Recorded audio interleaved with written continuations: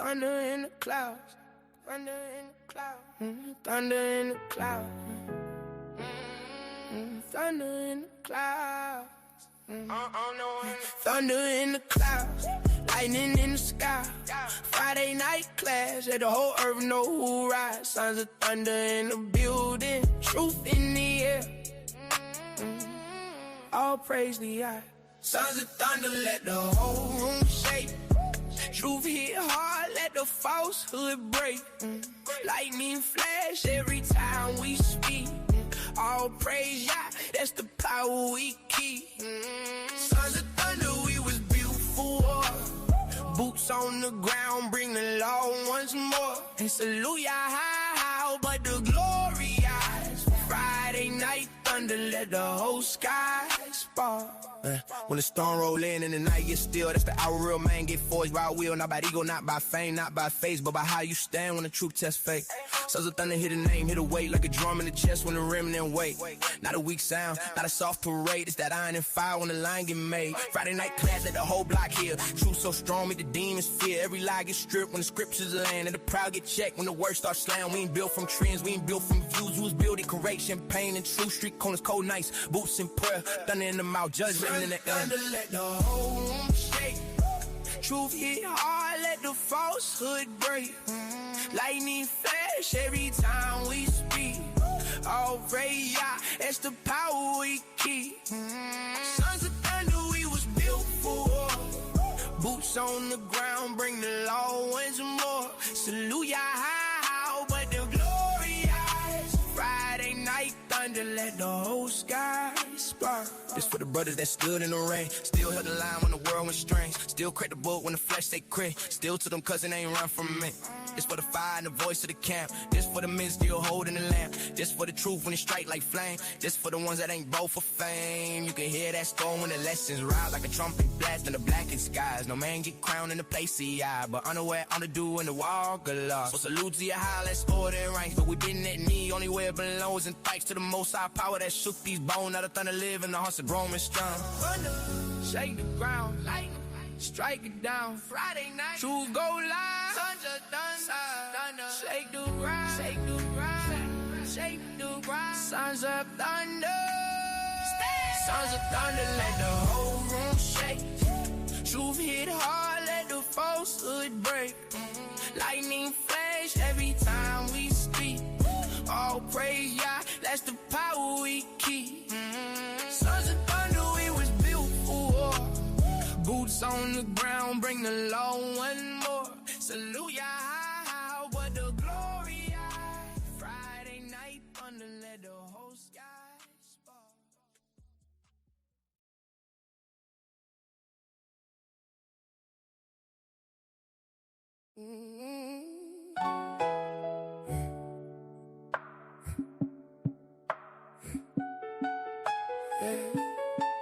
Yeah, first, let the whole room stand. Truth in the air, let it move through the land. Friday night fire, let the whole place light. Sons of thunder, let the whole room watch. Salute the general, honor where it's due. For the labor, for the warnings, for the work so true. Salute the general, but the praise go high to the most high, only ruler of the sky. Salute the general, let the whole camp know truth don't build itself. Somebody got the whole. Salute the general, but we keep it in line. Yeah, overall, that's the law every time. I seen men speak, but their words had no root. I seen loud talk die when it had no fruit. Then you see a man stand, yeah, after years, still feeding the flock, still making things clear. That take patience, that take burden and fire. That take discipline when the flesh want higher.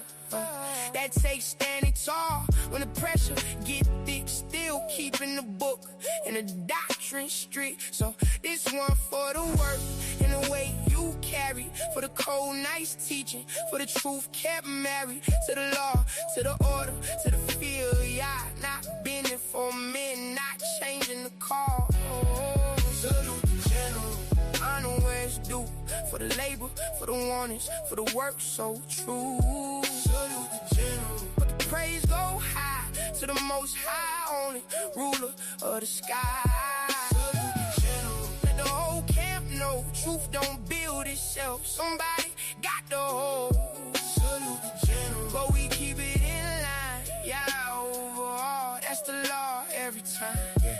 This is for the standard that was set in place. For the sharp correction. For the straight no chase. For the brothers built up under heavy instruction. For the men learning order instead of destruction. This is for the times when the message cut deep. When the class got still in the room, couldn't sleep. Cause the truth hit hard when it come with weight. And a real leader don't always make it feel safe. Sometimes it stings, sometimes it exposes. Sometimes it show what a man don't know.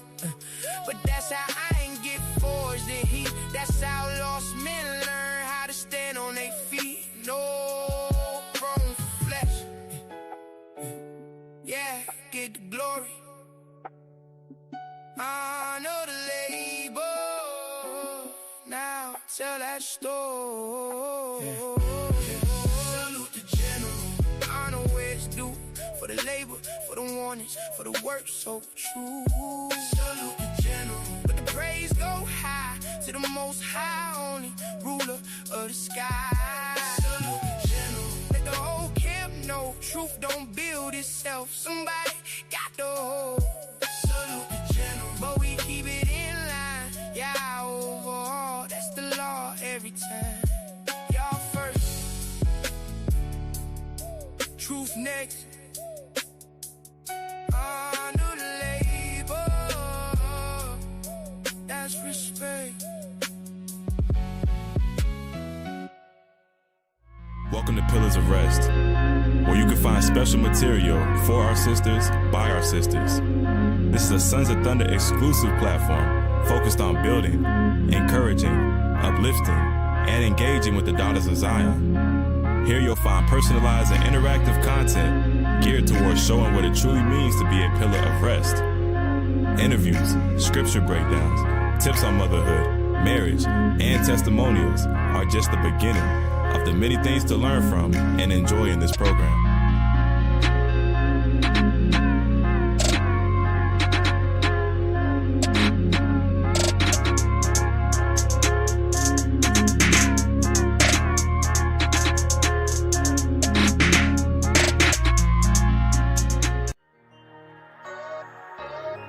When you bought to a lower state, you must learn to be patient. You come to serve the Lord, prepare your soul for temptation. Who trusted Yah was misled in our past generations. No one forsaken, you mistaken if you ain't obeying. No lying on no talebearing. Get thee behind me, Satan. That's my brother, no bloodshed. Get thee behind me, Satan. No idolatry, no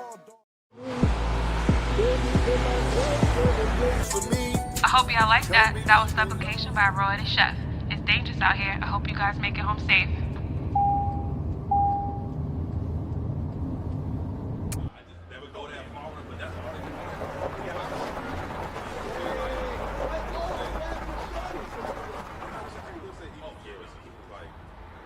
Why is she evil?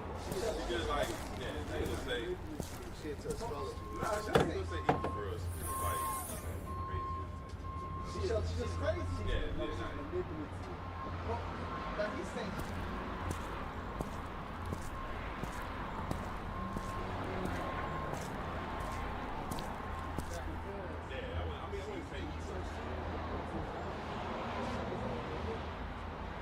Yo, check it out. You ain't worry about that.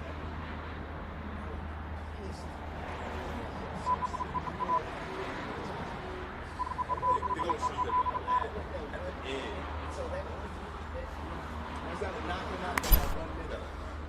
That's probably. Yo, what was that about? Don't worry about it. You wouldn't understand.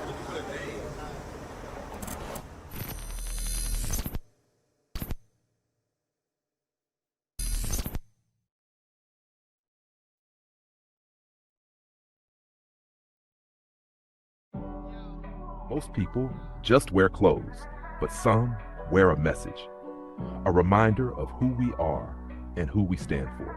This isn't fast fashion, it's covenant, it's culture, it's identity, built with purpose, designed to last, created for those who refuse to blend in.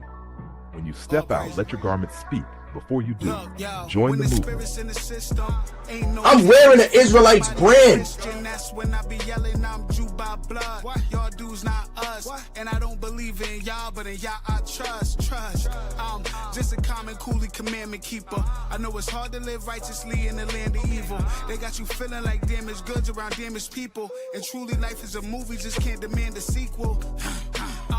Verily, verily, all you hypocrites, heresies and Pharisees only fear God, so I know the devil's scared of me. They stole us from our land, they stole our land. Coming with a mouthful of gold and gold chains around our neck. That's why they think of airing me, saying what God's saying, like a parakeet preparing for Shop the collection now before it sells out. Click the link below and secure yours today.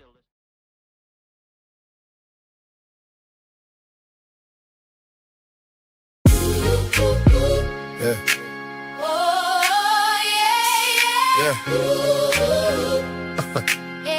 Yeah.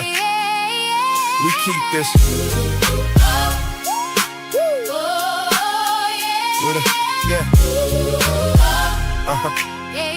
Yeah. We keep this feast where the Lord draws near, where the past still breathes and the truth rings clear. 11 bread, lamb, and bitter herbs on the plate. Passover 2026. Hey, be here. Zephaniah 2:1. Gather together, O nation not desired. It's nothing more.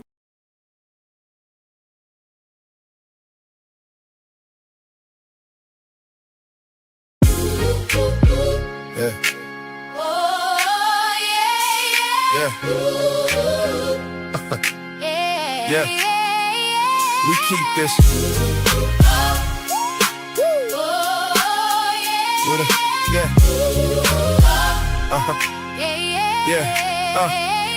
We keep this feast where the Lord draws near, where the past still breathes and the truth rings clear. 11 bread, lamb, and bitter herbs on the plate. Passover 2026. Hey, be here. Zephaniah 2:1. Gather together, O nation not desired. It's nothing more beautiful than to gather with your brothers, sisters. We all got the same mind, same heart. We're going to love on each other. We're going to get some good word.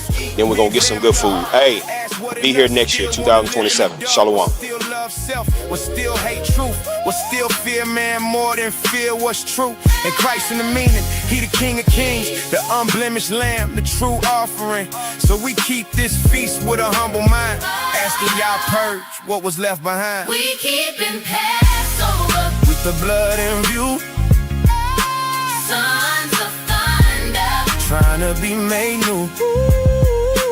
Pillars of rest, holding peace in place, and mercy still moving through the house by grace. Yeah. We have to take the royalhood back. That's why we're here.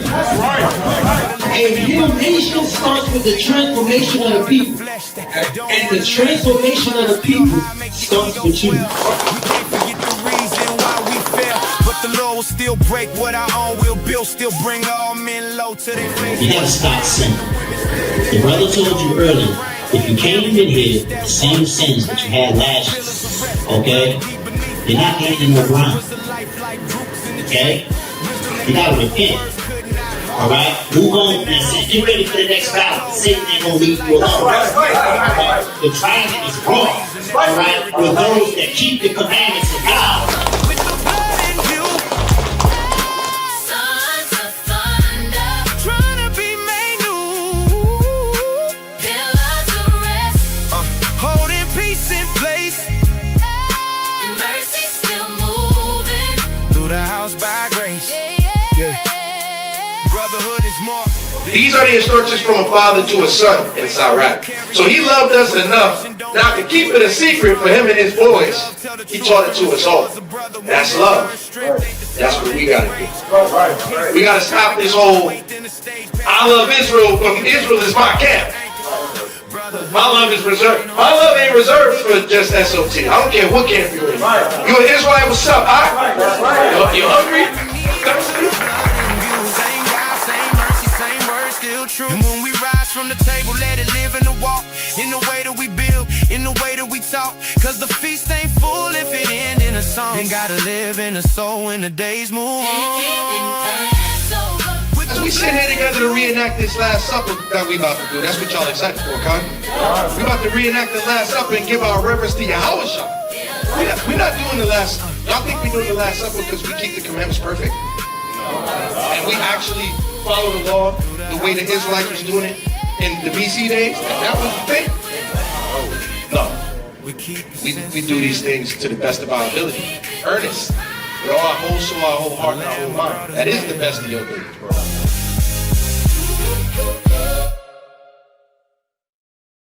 Beard Icon.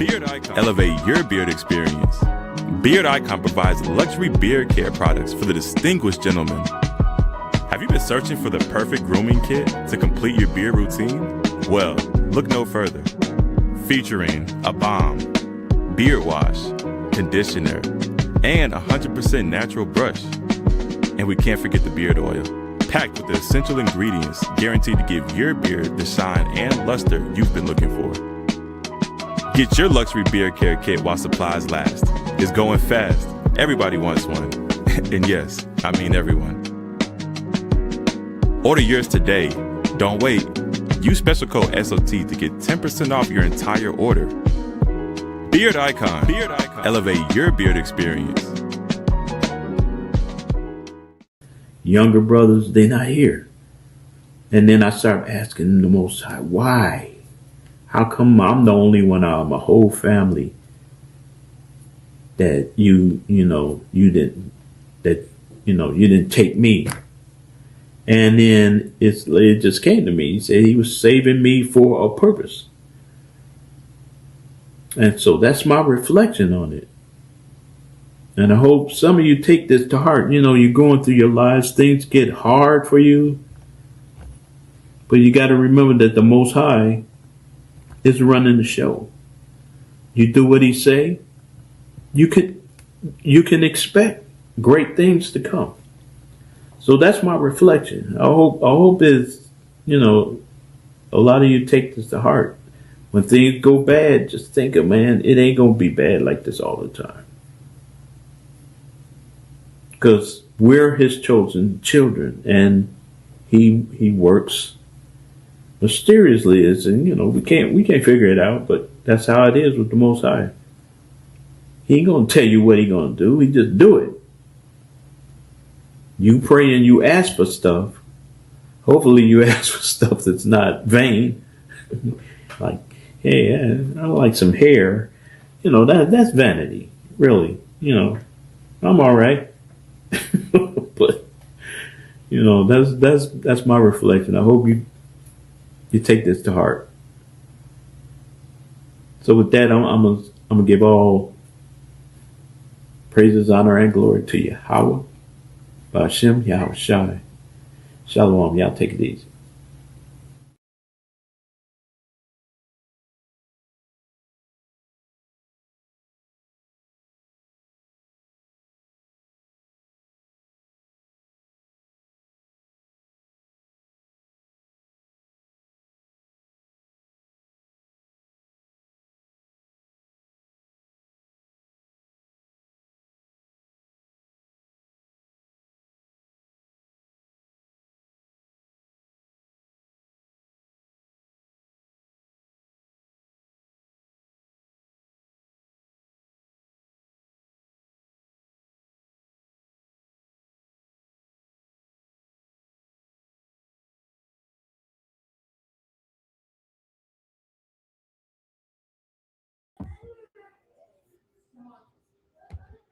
Shalom, shalom.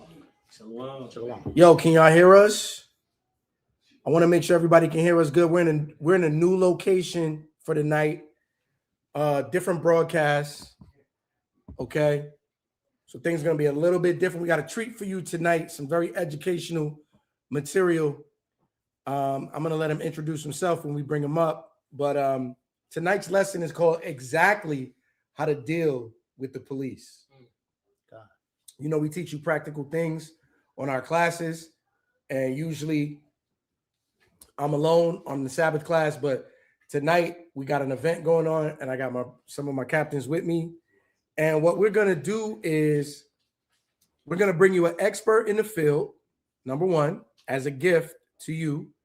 And why am I doing this? Well, this person is family to me. And sometimes I have to think about all the different ways that I'm blessed. And I'm blessed to have professional officers in my family that give me heartfelt advice that saves my life and provide guidance and leadership that some of us may not have. Now, we try to offer that spiritually, but there's some practical guidance that we all need at times. And we know that as this world has begun to wax cold, it's become prevalent now that racism is becoming open. We've been teaching you this. We're showing you this.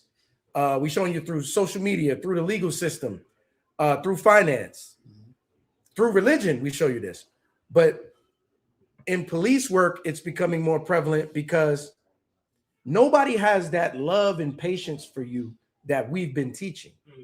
Last week's class, it takes special care and understanding to deal with our people. That's right. Because we have specific traumas, and sometimes we act out and we can't help ourselves. But then if you give us a chance to calm down, you get to see the true person. Well, these officers don't got time for that. That's called empathy. They don't have time for empathy. And what you might feel is you watching things on social media, you're watching things on television, and when you have an encounter with an officer, you might feel you can say and act a certain way because of your First, Fourth, Eighth, 14th Amendment. But what we're telling you is, from a place of love, there's a right way to act. Right. If you want to live. This person I want to bring to you told me something very powerful. I want to say 7 years ago. He said, don't you ever try to pull rank with an officer in the field. You do not hold court in the street. He said, Joe, I'm going to talk to you like I talk to my son. This is family to me. He's like a big brother. He's like an uncle and a father. He says, Joe, I'm going to tell you this. Never hold court in the street. You got to go home. You can fight it later. And then as time passed on, how many of our brothers never learned or were taught that lesson? Right. And through no fault of their own, because of dignity, human dignity, they mishandle a traffic stop and they die. And then we watch juries acquit people because they do not empathize with our side of the fence. You've been watching that all year. Yes. Okay. Yes. There's so many special, important lessons that pertain specifically to our people. And that's the best we can do as your brothers, is bring you valuable information to serve you. Okay. So tonight's class is called Exactly How to Deal with the Police. Not kind of how to deal, not if you this kind of person, if you got money, if you driving, no. Exactly how to deal with the police if you are our people. All right. The advice you're going to get tonight is going to help you. It might save your children's life. See, our young people are the most daring, because I was talking to this gentleman earlier. I'm gonna introduce him to you. I'm trying to keep it little mystique. Right. But I was talking to him earlier and I said, y'all generation, the one before you, was in the fight of racism where it was bad. Y'all generation dealt with racism. And I told him, my generation, we had the after effects, but we wasn't feeling it like that. Right. So we got proud and we started to get a little simple. And we think it's a game when it's not. Right. But this next generation, learning from us, are not prepared for what's coming and how this president and how things are moving. And as you see societal shift, the societal change, they're not prepared for it. And they shouldn't have to be. Right. But the reality is there. Okay. You see what happened with our brother Nolan, went on that boat trip, never came back. That's right. And now everybody's throwing it like they're saying it in a spiteful way. You should have known better than to let your son get on a boat with a bunch of white people and go and park. Wait a minute. What you mean he should have known better? Exactly. Our generation didn't teach him that. Right. Our generation told him everybody's an individual. It's all good. Right. No, man. It's getting bad again. And we got to start looking out for each other. And as you see, they repealed the Voting Right Act. Those people that were back there complaining about the integration of schools are still alive. Exactly. And they still calling certain shots. Yes. So we got to start paying attention again. But the byproduct of that is that the police force is going to become empowered to deal harshly with you. Okay? Yes. There's no more cancel culture. That's over. With this presidency, cancel culture is over. Right. And a lot of those people that was down in DC on July 4th with the masks on, that's a lot of the officers you might encounter. Absolutely. You open your mouth the wrong way, you get proud, or you act in an unprofessional manner, you might not make it home. So I brought an expert to you who helped me, and I want to gift him to all of y'all with all of his wisdom to help y'all. We're going to watch certain police encounters tonight. Y'all will be able to ask questions in the chat. All right. We're going to watch certain police encounters tonight. He's going to walk us through it on what you're supposed to do. I'm going to ask certain questions and I'll take your questions and yeah, that's right. This is going to be good. This is a treat. All right. Everybody's excited. This is going to be good. Okay. Let's help and love each other. That's right. All right. Everybody's excited for this. You should be, because there's a lot of garbage out there. You need some real education. Okay. So without further ado, I'm going to bring him on. I'm going to let him introduce himself. Dad. Yes, sir. Let me make sure I can see you. You got the floor. Can you introduce yourself to the audience? 120 people right now. It's going to be more later. Tell them who you are and all your experience. All right. Good evening, everybody. And thanks for having me on with you guys tonight, cuz. My name is Thaddeus Caldwell, guys, and I've been in law enforcement for 32 years. I've worked in the correctional system as well as on the street. So I have a vast experience. Joe refers to me as an expert. I don't know that I would consider myself as an expert at anything, but I know a little bit about a lot of things when it comes to law enforcement because I've been doing it for 32 years. And I'm more than willing to share anything that I know about law enforcement with you guys to help keep you and your family safe. Y'all see that? Now, I want to say about 7 years ago, he had a private conversation with Priest Zabat. All praises. Yes, he had that talk with him. And we went through a lot of these scenarios. And those videos got lost to time. So it's long overdue that this comes back. Okay. So what we're going to do is we're going to jump right into it. I'm not going to show you the one we watched earlier. I'm going to bring that later. Okay. But we're going to watch a certain police interaction. And, the people are going to want to ask questions and everything. But we definitely want to pick your brain as to the right way to conduct in a situation like this. So I'm going to give you the layout and we're going to take it from there. Can they see it? Can this platform? No, they won't be able to see it. Okay. Only the people that join us on the YouTube. All right. So introduce yourself to my cousin. Hey, tell them who you are. Hey, greetings there, Elder. Yes, sir. One of the captains from Sons of Thunder Israelites. Hey, it's an honor, all right, to sit here and hear your wisdom and your guidance there, brother. All right, we're all ears, okay? We're going to be attentive, all right, and receptive to your knowledge. Yes, sir. Thank you. Brother was in the military. He being modest. Okay. All right, we keep it light. Keep it light. That's a Steelers fan. He's a Steelers fan. He's going all the way off. better the Steelers than the Cowgirls. Oh, there you go. There you go. Huh? So can you see that? Yes, I can. All right. Now I'm gonna lay out the scenario and then we're gonna play it. In this situation, this young man is waiting for a ride, but he continued to walk. And now he's in an area he don't recognize, and he just took a break. This is what has happened. Okay? Okay. Let's play it. What am I doing wrong? I didn't know people were concerned. Yeah, concerned for what?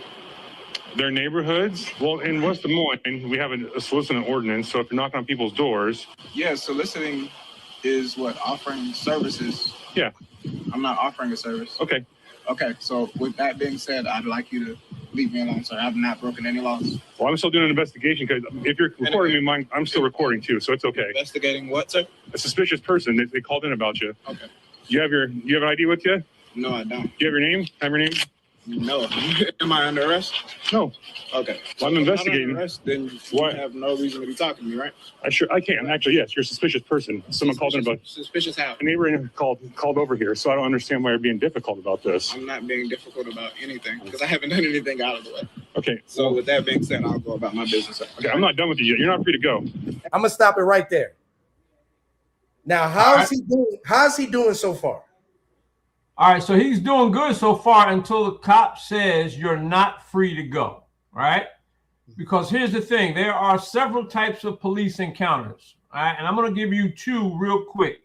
One is called a general inquiry, right? Let's say I'm on foot patrol, I'm walking through the neighborhood, and I say as an officer that I'm trying to get to know the community. So I walk up to you and say, hey, I'm Officer Caldwell from Atlanta PD. I'm just trying to get to know people in the neighborhood. What's your name? And you tell me, look, man, I don't mess with cops, kick rocks.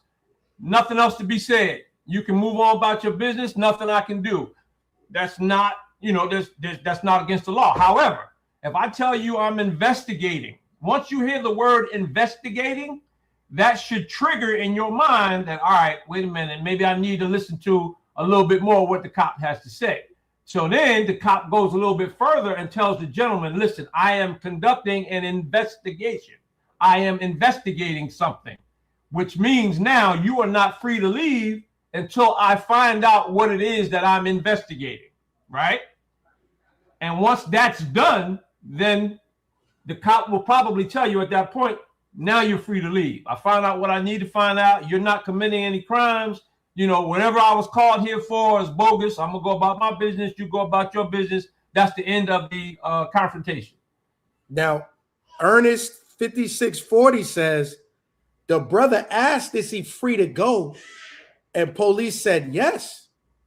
So I didn't hear that. I didn't hear that part. I didn't hear that. I didn't exactly hear that either. Let's try this one more time. I think he asked, am I under arrest? Under arrest, right. Right. Well, which he was not. If you're recording me, I'm still recording too, so it's okay. Investigating what, sir? A suspicious person. They called in about you. Okay. You have an ID with you? No, I don't. Do you have your name? Have your name? No. Am I under arrest? No. Okay. Well, I'm investigating. Under arrest, then you have no reason to be talking to me, right? I can. Actually, yes, you're a suspicious person. Someone called in about... Suspicious how? A neighbor called over here, so I don't understand why you're being difficult about this. I'm not being difficult about anything because I haven't done anything out of the way. Okay. So with that being said, I'll go about my business. Okay, I'm not done with you yet. You're not free to... Now, so he didn't... See, there you go. Now you jump into conclude. You already messing up. Calm down. Isn't it important to be accurate in these situations? It's very important to be accurate and not what? How should we behave right now so far? No, he's so far so good, right? Now, again, so he asked if he was under arrest. The cop told him no, because he was not under arrest at that point. However, the cop is still investigating a suspicious person. Now, you say, well, the brother asked a good question. Well, what makes me suspicious? Somebody called the police there because, number one, they probably don't recognize this guy. And if I heard the video correctly, apparently he's going knocking on people's doors or whatever the case may be. And they don't know this cat. They don't know why he's there. They don't know why he's knocking on their door. So somebody called a cop. But anyway, the cops show up. They tell the dude they're investigating a suspicious person. He asked, what makes me suspicious? Now, at that point, the cop should have explained what makes him suspicious. And just like I explained to you, you're going around knocking on people's doors. These people don't know you. They're alarmed by you. And I'm here to find out why you're here. That's basically how that interaction should be going. And it looks like it is. Until the guy asks the cop, am I free to go? The cop says, no, you're not. So now we got to see what happens next. So even if I'm not under arrest, I'm not free to go? No. Okay, so let me explain that. So what that means is, as a police officer, I have the authority to investigate situations, right? And you have the obligation, if you're the subject of my investigation, to remain at the scene until my investigation is concluded. Now, that does not mean that my investigation is going to result in your arrest. because if my investigation finds that you've done nothing wrong, I have no cause to arrest you. You can go on your way. But I don't know that until I conduct my investigation. So until then, you are obligated to remain there until my investigation is concluded. See, I see the brother Asha Allah in the chat says being detained. Okay, and that's the first thing that came to mind there, brother Thaddeus. Okay, there's a difference between being detained, right, and being under arrest. Am I right or wrong? That is correct. Okay, so and our people need to understand this. Our people need to understand this. See, the thing is, brother Thaddeus, I don't have to tell you this. All right, you're very experienced. But what our people need to understand, okay, is that the first scripture that comes to mind is Ecclesiastes chapter 7 and verse number 7. All right, surely oppression maketh the wise man mad, right? Okay, just that first part. All right, the scripture says, surely oppression makes a wise man mad. Okay, so the thing is our people have endured a lot, all right, over the years. A lot of the things like the general was just bringing out, okay, we personally haven't witnessed in our generation, right? But, okay, we've read about it, okay? We've been taught about it, and we see the atrocities that are happening to our people today. So like you mentioned earlier, a lot of us don't deal with the police, right? Because of the trauma of the past, all right? But what we're not being taught is these key words that brother Thaddeus is speaking about. Once that officer says, I am handling an investigation, you gotta cooperate and wait. That's right. This is what brother Thaddeus is telling you, brother, sister. This is what he's telling you. Okay, you haven't done anything wrong, but these key phrases, I am launching an investigation. This doesn't mean that you're under arrest. This means that you're being detained. Okay. See, but look at this brother here. Go ahead. One AI Bible movie says, but he's being detained unlawfully. Is that true? That's not true. No, that's not true. And the reason that it's not true is because police are obligated. Their job is to investigate potential crimes, right? Now, we don't know if this is a crime or not, and we won't know unless we investigate, right? So that the officer has a legal right to be there asking this gentleman questions. You understand what I'm saying? And as a result, once the officer makes known to the gentleman why he's there and what he's doing, the gentleman then has the obligation to remain there, i.e. be detained until the officer concludes his investigation. So the detention is not illegal. It is in fact legal. All right. The same person said, but suspicion is not a crime, though. He's not being arrested. Salakia. This is what. That's why we need this. Salakia. So this is because I see the chat. I see the chat blowing up. Right. Listen, family. Hey, the brother. Let them do that. So he can correct them. Right. He's coming on to educate us. Right. This is what we got to understand. Right. The police were called. They were called. Right. All right. They were called because a suspicious person came to somebody's address or what have you. He's sitting on like they got like some brickwork in front of their home, and he's sitting on it. Right. The police were called. Okay. So the police come to the scene and they have a job to do. Okay. And brother Thaddeus, I'm pretty sure he's going to go ahead and expound. All right. This is where the investigation comes into place. No, the brother hasn't done anything wrong. Okay. As far as we're concerned, but they have a job to do. You're not under arrest, brother. You haven't done anything wrong. Right. But allow the police officer to conduct his investigation. All right, but look. All right, I'm a yield. I thought we was gonna move through this quick, and we're not, because look at all the comments. I'm listening. This person says no. There must be a reasonable and articulable suspicion of a crime that has been or is about to be committed. So he's saying that he cannot detain unless the officer does that. Is that true? No, that's not true.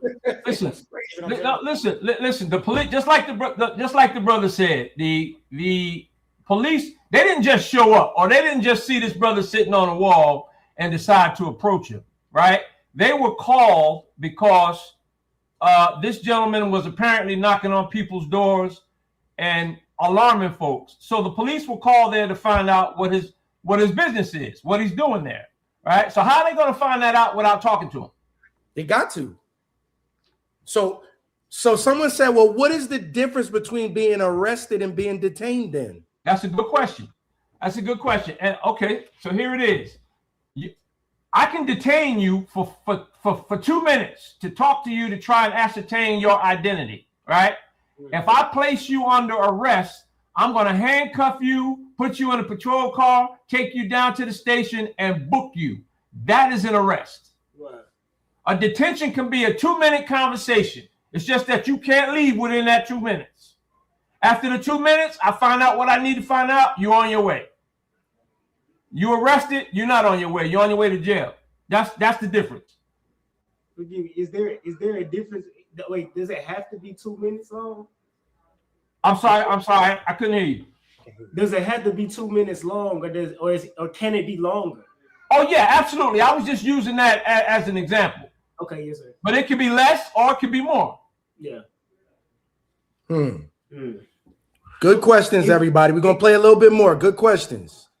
You want to say something? Yeah, just one more question. Go ahead. So, is there a time of being detained that is just like it's impractical? And if so, how do you deal with it? So that typically, I know some police departments in their policies and procedures will dictate to their officers that if you are investigating something and you're just what we call an investigative detention, that's exactly that's the terminology that's used in police work. So for something like this, it would be an investigative detention. A lot of police departments give you a time, and they can vary, but the litmus test is what it would be reasonable under the circumstances. So if I'm standing there talking to this brother for a half hour and I still haven't figured out what I'm trying to figure out, I'm thinking that a half hour or more is unreasonable at that point, right? So, but again, this would be determined down the line. Let's say the brother decided to file a complaint. Listen, this officer detained me for 30 minutes and I felt like that was unreasonable.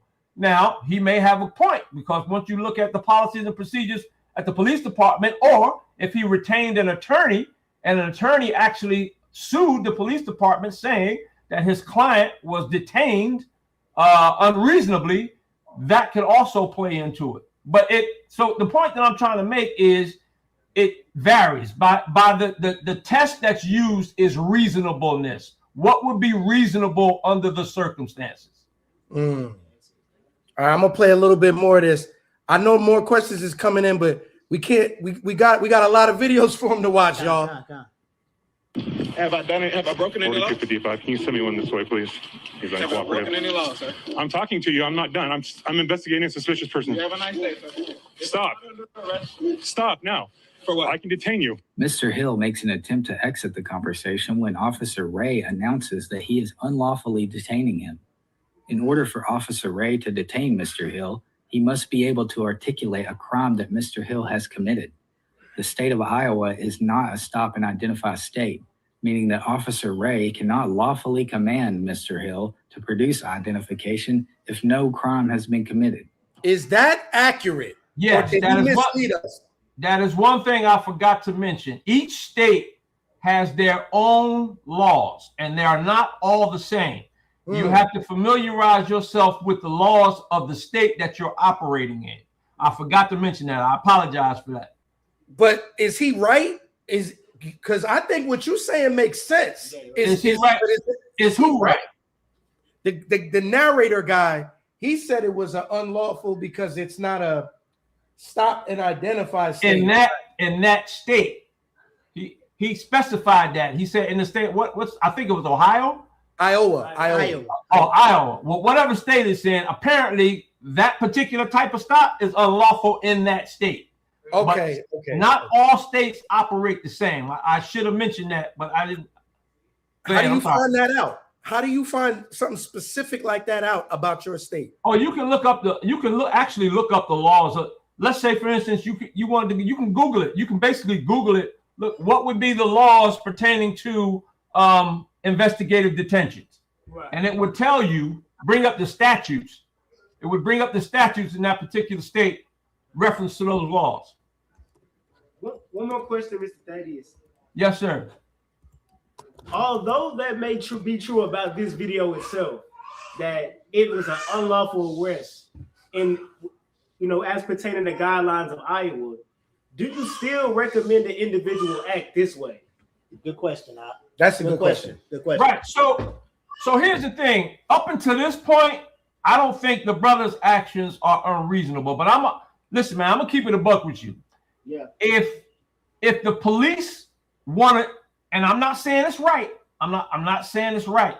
But if you refuse to cooperate with them, they can drum up some nonsense to justify doing what they did. Right. Absolutely. And that's why I try to tell Joe, when I had the discussion with Joe 7 years ago, whatever it was, I'm like, listen, man, the cop may be wrong in his approach. He may even be wrong in what he's doing. However, we don't want to overthink this, because at the end of the day, you want to survive a police encounter. That's the most important thing, right? You want to go home to your family at night and we've seen it. We've all seen it. We have seen individuals unalived by the police for some nonsense. Yes. For some nonsense. Right? And that's all if you guys don't take nothing else away from our discussion tonight, all I'm trying to get you all to understand is live to fight another day. Right? Don't hold court with the police on the street, because you ain't gonna win that fight. That's not a fight that you're gonna win. So you're either gonna wind up in jail or unalive.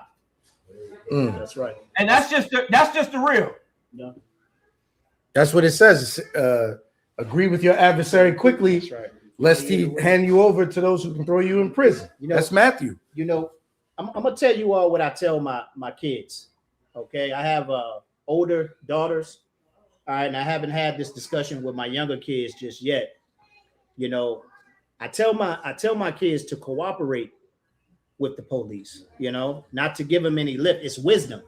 Right. And this is not a knock to Brother Thaddeus. This is not a knock to Brother Thaddeus, and it's not a knock, to everybody in law enforcement. This is the way I look at it, though, Brother Thaddeus. I'm gonna be honest with you, right?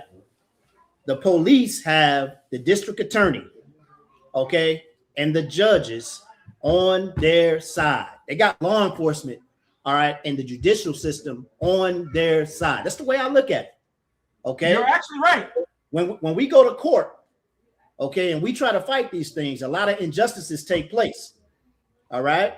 So I tell my daughters, you know what I mean? And I'm going to tell my son, when he's old enough to understand, you cooperate with the police. Okay. If they tell you, hey, look, I need your license and registration. There's nothing wrong with asking a officer, why did you pull me over? Okay. If they tell you what's going on and you disagree, you remain silent. Okay. There's nothing to talk about further beyond that point. All right. Because just like you just said, the goal is make it home. That's right. That's right.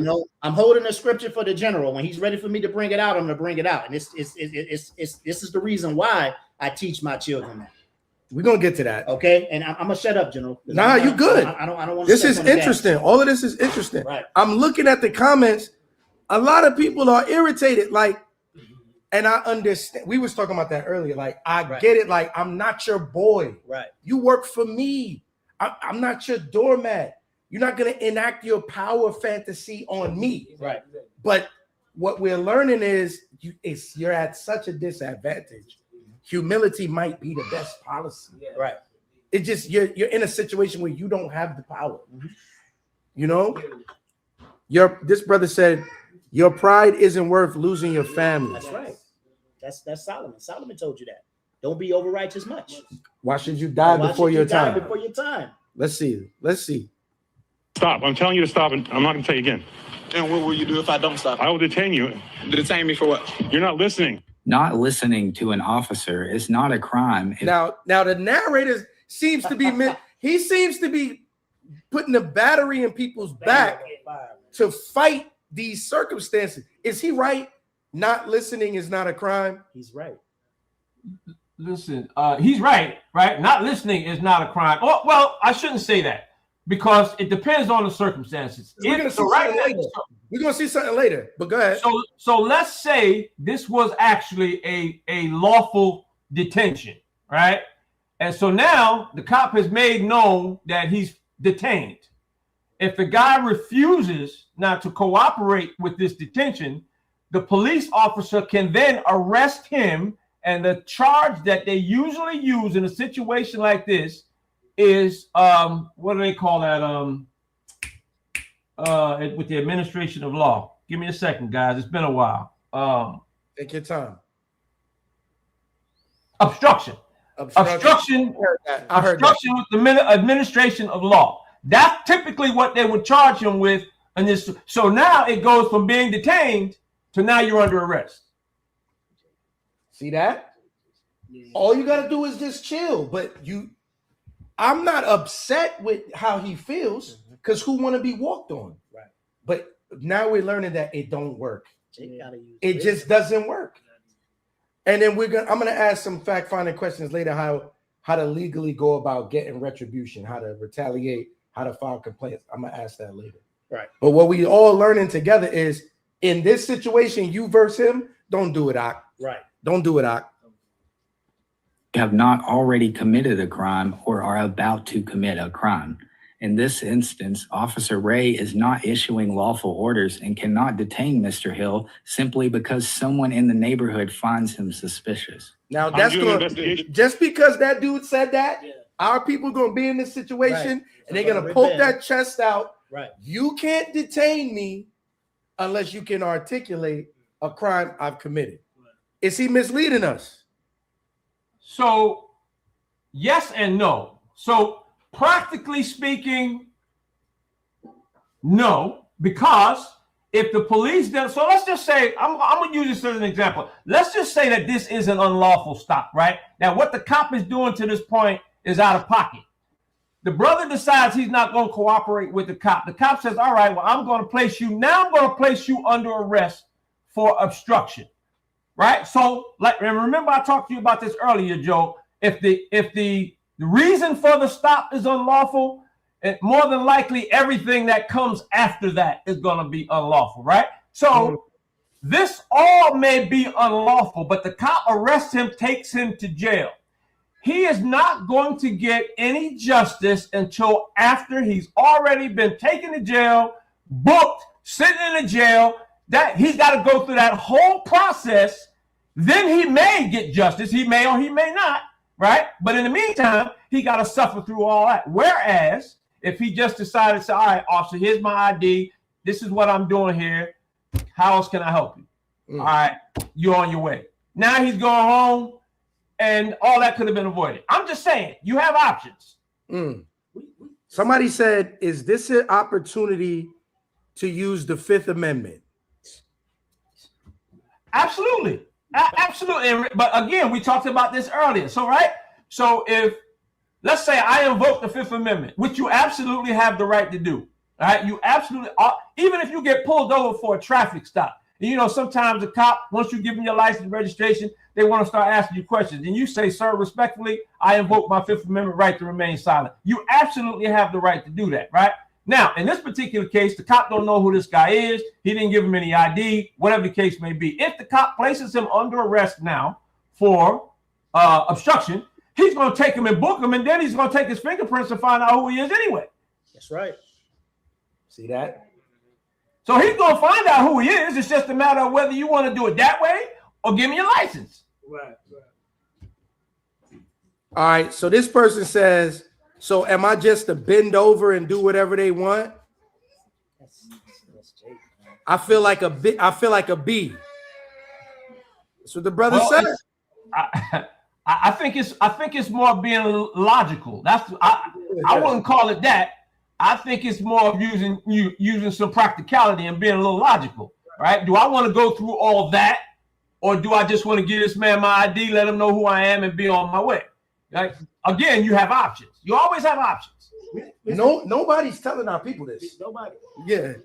Mr. Thaddeus is something that the general always teaches us, that we have to become responsible with what we teach the people that listen to us, right? This individual that we listening to narrating this video, he's not going to be responsible for the black people that are taking his advice and trying to fight it in the street. You see what I'm saying? Right.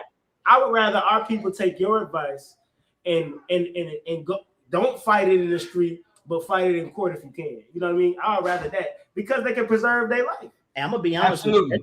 with you. Which again is paramount. It's the biggest thing. That's right. Let's play a little bit more so we can jump into the next clip, because this is getting good. A suspicious person. Suspicious person. Have I broken any laws? It doesn't. That's not the point. Any laws? Someone called you and it's a suspicious person. Okay, and you can be a suspicious person, Mr. Really? Ray.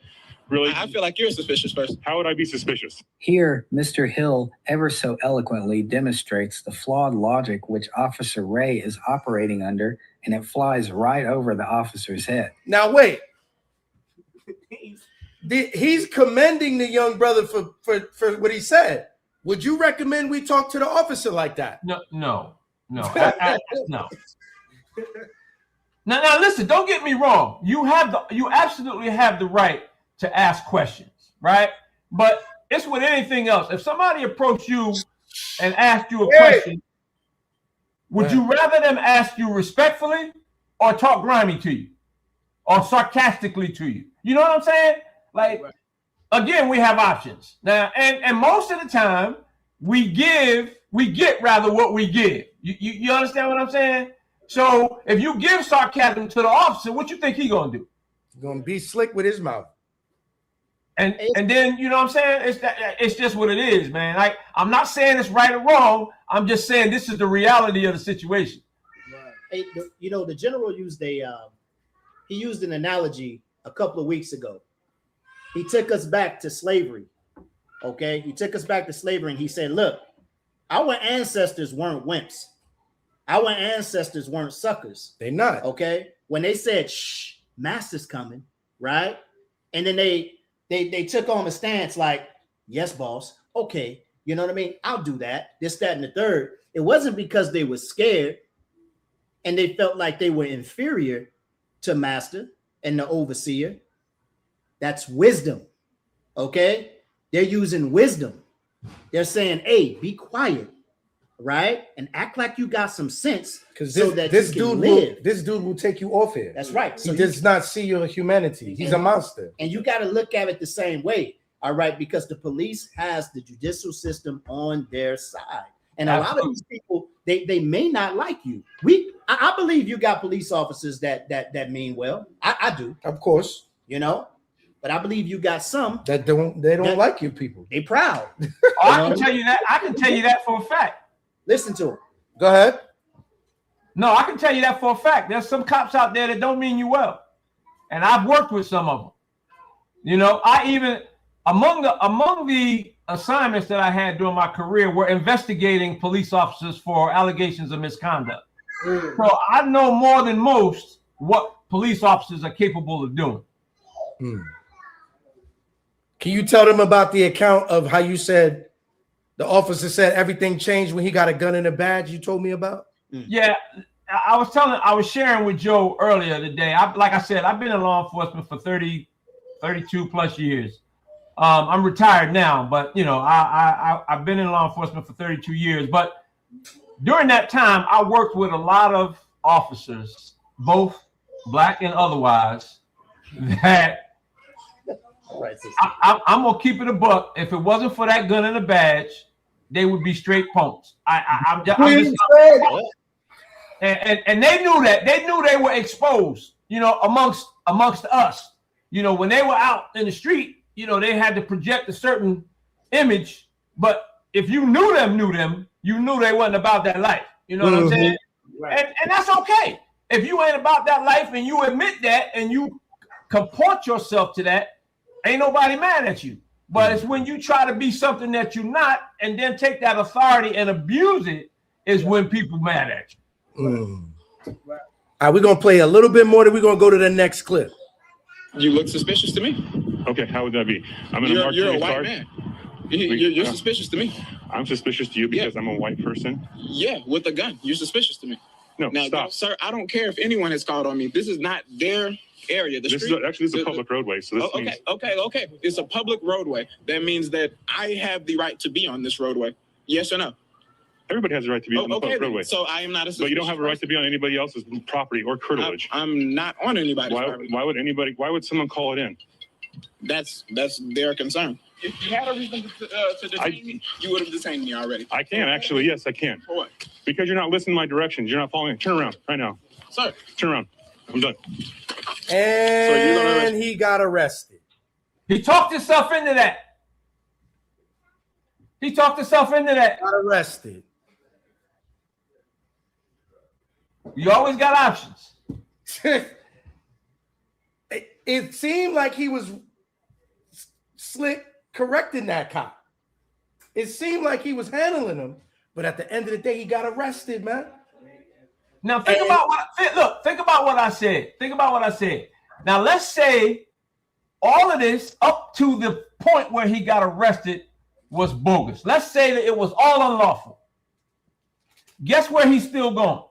To jail. He could have been going home. He go to jail. Now, like I said, down the line, he may get justice. He may or he may not. But then he's going to have to hire an attorney. You understand what I'm saying? To fight the case, to fight the charge. So it's all about what at the end of the day? Going home.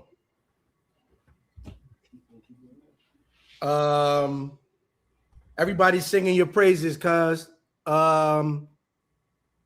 the assumption is that the complaint is valid, but the cop wasn't there to investigate that. I don't know. Yes, he was, sir. If you watch that video, somebody said he's arrested for obstruction. Is that why he was arrested? Probably. I'm pretty sure that's what the charge is going to be. And that's hey, remember when the cop said, now you're under arrest because you wouldn't listen to me. Yeah. That's another way of saying you're obstructing my investigation. So that's exactly what he's going to wind up getting charged with. So this body cam footage in court, the young man is not going to get off, or you think the judge is going to throw it out? He's probably still going to have to retain an attorney. Okay. I mean, he doesn't have to. He can represent himself. I wouldn't recommend that because like you all said, the prosecutor, the police, they all down together. So you need an independent body there to represent you and speak on your behalf. And that's going to cost you money? Exactly. And time. Exactly. All right. So I hope we learned something. Do not, because you can watch that video and think, yo, the brother was smooth and he was actually right. And I might try to use some of this terminology if this happens to me. But what you learn, the narrator added a lot of seasoning on that. Yes, he did. And what you learned was that's not the right way. That's right. It feels good that you're not getting punked by this officer. You know you didn't do nothing. I got rights. It feels good, but you ended up in cuffs, man. Right. You ended up in cuffs. And then our people, you miss a day of work, you fired.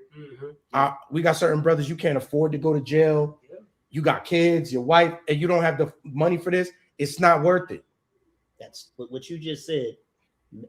That's what brothers and sisters got to be thinking about. What you just said. It's not worth it. You got to think about the consequences. Yes. Okay. You may end up in jail, or you may end up with a charge. All right. You may lose your job. Okay. You may miss out on work because of a court date. Yeah. And what you're doing when you do those things, because you thought it was a good idea to talk back, right? When you could have held your peace. All right. Now you got a doggone, start budgeting, right? Because you know what I mean? You made the wrong decision. Yeah. Everything, a wise man once told me a long time ago, everything you do in life is going to affect everybody around you, whether it's positive or negative. That's true. So that decision, may end up taking food, all right, out of your kid's mouth, right? But if it's the right decision, it may end up as a reward. And you got to be thinking about. I was just telling the brother. Chance. I was just telling your brother-in-law. He done got married, man, and he got a baby boy. I said, how's brotherhood? I mean, how is fatherhood teaching? I'm sorry. How's fatherhood treating you? All right, young brother got themselves a family. And I told him, I said, look, now you realizing, all right, that it's not about you. It's not all about you no more. It's about your wife and your kids. You got to have a priorities, all right, in line. It's not hey, why you pull me over? All right, is this a lawful investigation? Like, we're not doing that. It ain't about that. It's wisdom. I gotta go home, man. I'm shut up. So you're not a punk, right? Cuz it's not. It doesn't make you a sucker. You're not a sucker. You're being smart. You're not a punk. You're being smart. Okay. Somebody said rookie cop made a dumb mistake. AI Bible movie said rookie cop made a dumb mistake. A decent lawyer can get this man a check. Do you think that young man can sue or complain and get money? No, absolutely. And that's what I said. He may get justice down the line, right? So but in the meantime, until he gets that check, he's going to have to spend money because he's going to have to hire an attorney. He may have missed several days of work, whatever the case may be. At the end of the day, if this is true and he got a $5 million check, God bless him, right? God bless him. But what did he have to go through to get that? Oh no! This is a different clip. This $5 million lawsuit, and the brother did not get $5 million. I know how this turned out. Okay. Me and you watched this earlier. It's the brother with the motorcycle that was at work. Oh, okay. But let's go through this with everybody now. 216 people on the class. That's good. Y'all watching, pay attention. Y'all can learn a lot. I'm gonna give you a little background of this case, and we're gonna watch this example. This brother has a car and a motorcycle. He's at work and he's trying to get into his car. He's locked out of his car. So he peeked into his car and now he walked back to his motorcycle. Somebody called the police and said somebody's casing cars. Okay. Let's watch this play. Come down for a second. What do you got in your pocket there? Is that just something hanging off your backpack? What is that, a hanger? What are you doing with that? Is this your bike? It's your bike? You got ID on you? Why do you need my ID? Because somebody saw you looking at cars, so I'm here just checking to see what's going on. You got ID on you? Yeah, I do, but okay, yeah, I'm figuring that out right now. I'll take a look at your ID, though. You don't need my ID unless I did something. Okay. Unless you're taking me in for something like that. Turn around, put your hands behind your back right now. Damn! This ain't even last 30 seconds. So now look. Is he right or wrong? I don't have to show you my ID unless I committed a crime. Is he right or wrong? Okay, so again, we're going to take into consideration what state they're operating in. Now, beyond that, so the police officer, again, was called. He was called because somebody saw somebody looking into cars, right? Now, remember I talked about reasonableness?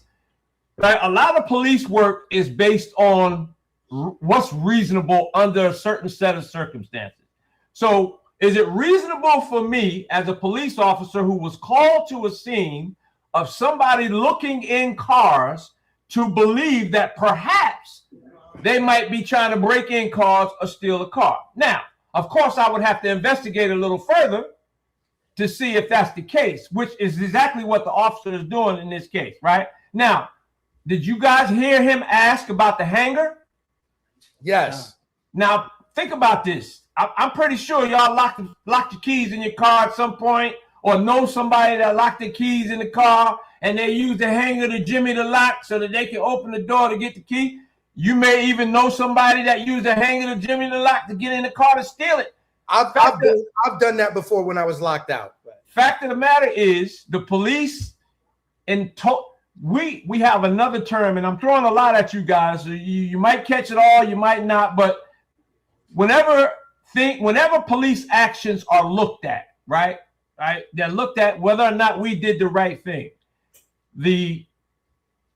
What's being used to make that determination, again, is the reasonableness clause and under the totality of the circumstances. So when you look at everything that occurred, was the officer's actions reasonable based on the information that he had to work with.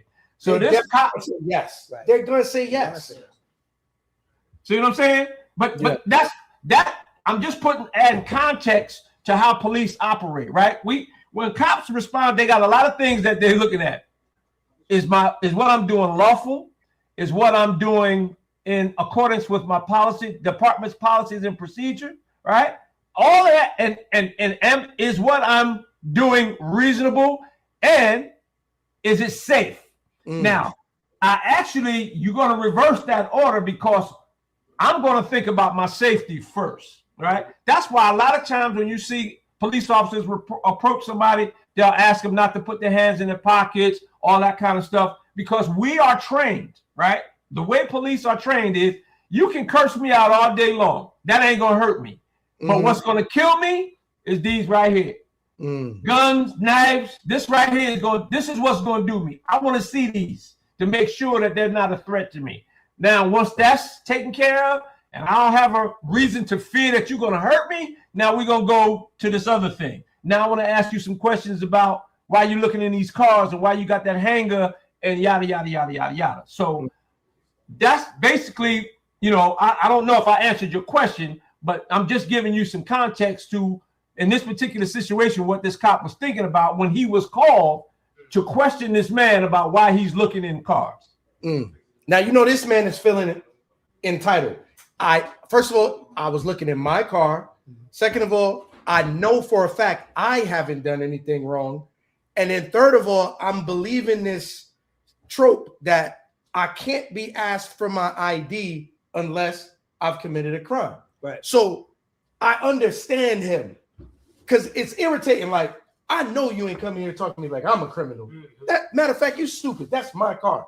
But I'm so pepped up off of feeling like I'm right is why I got this energy. So I understand the dude.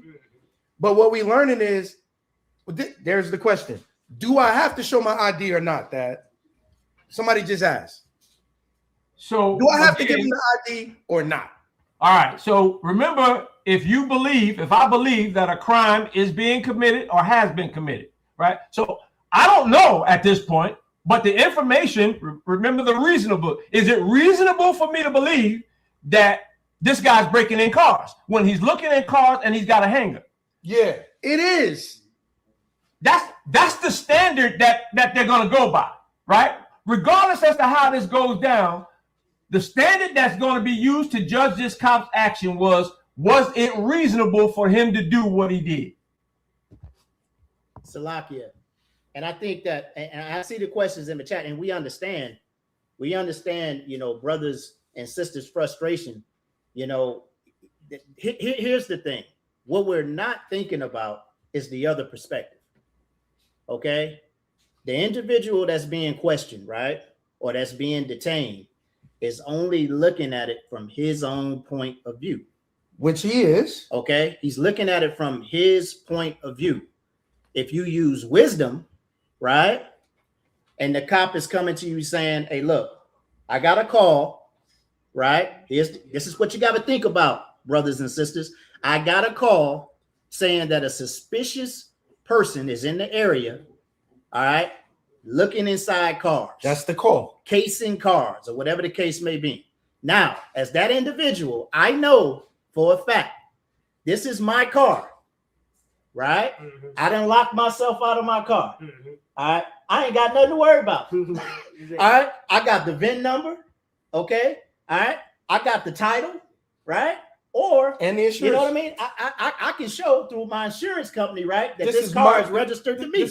And he does. I can pull that up on my phone. It ends like that at the end. So all you got to do is sit back, be quiet, and allow the investigation to take place because you're going to win. See, that's our problem. Our problem is I'm right.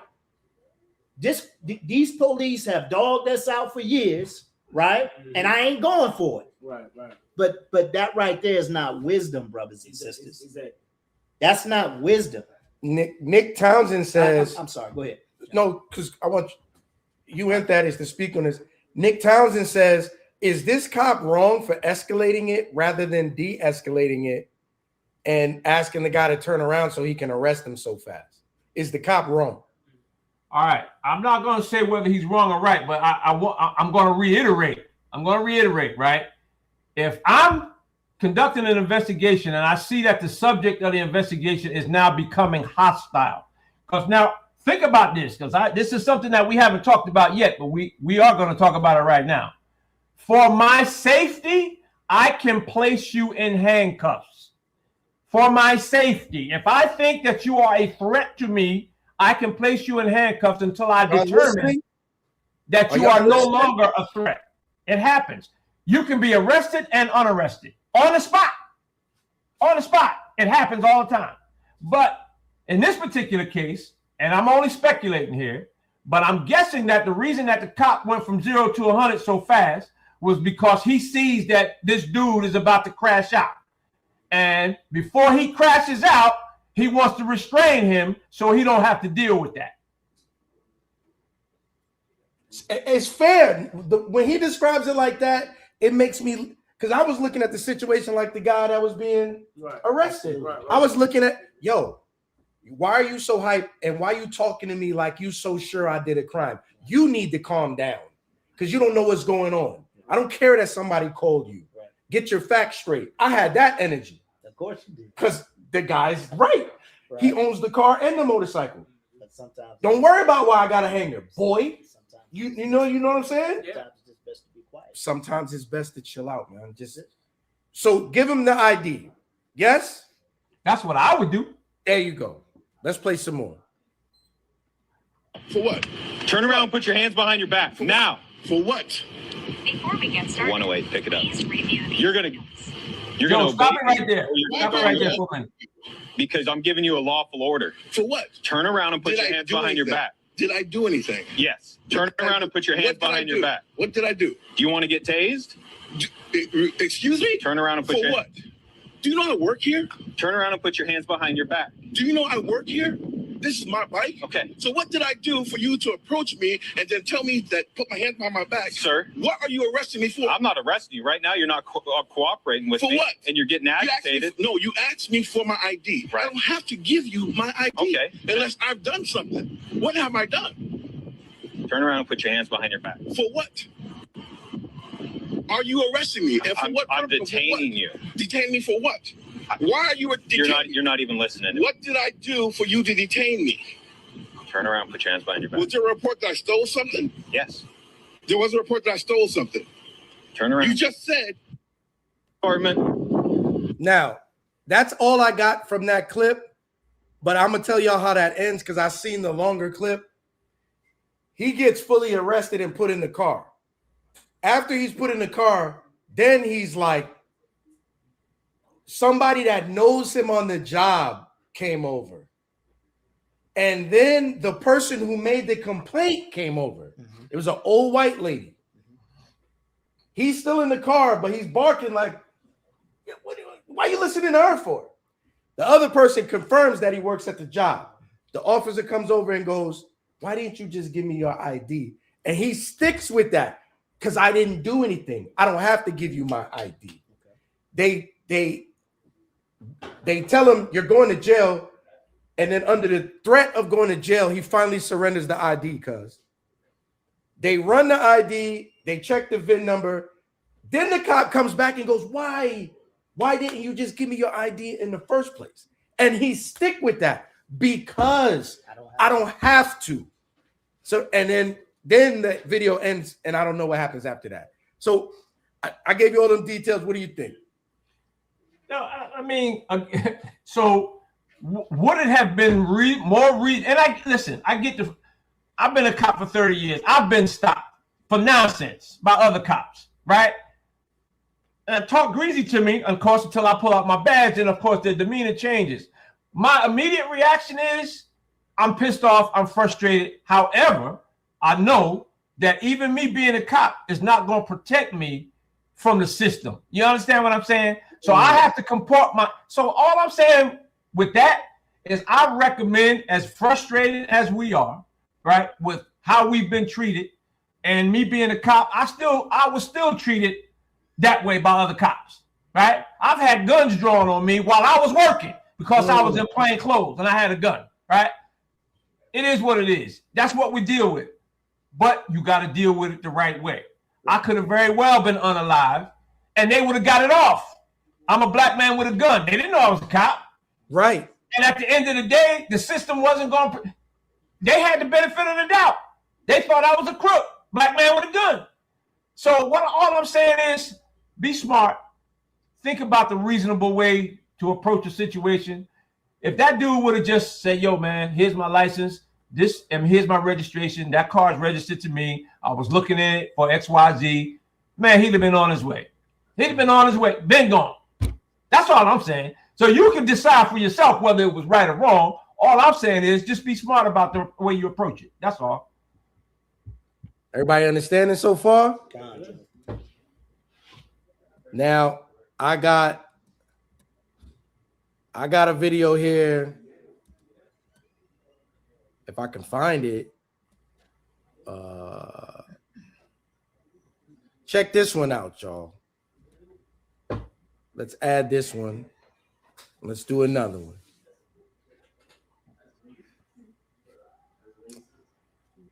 Hold on. Technical difficulties. I'm not at home, y'all. Give me 1 second.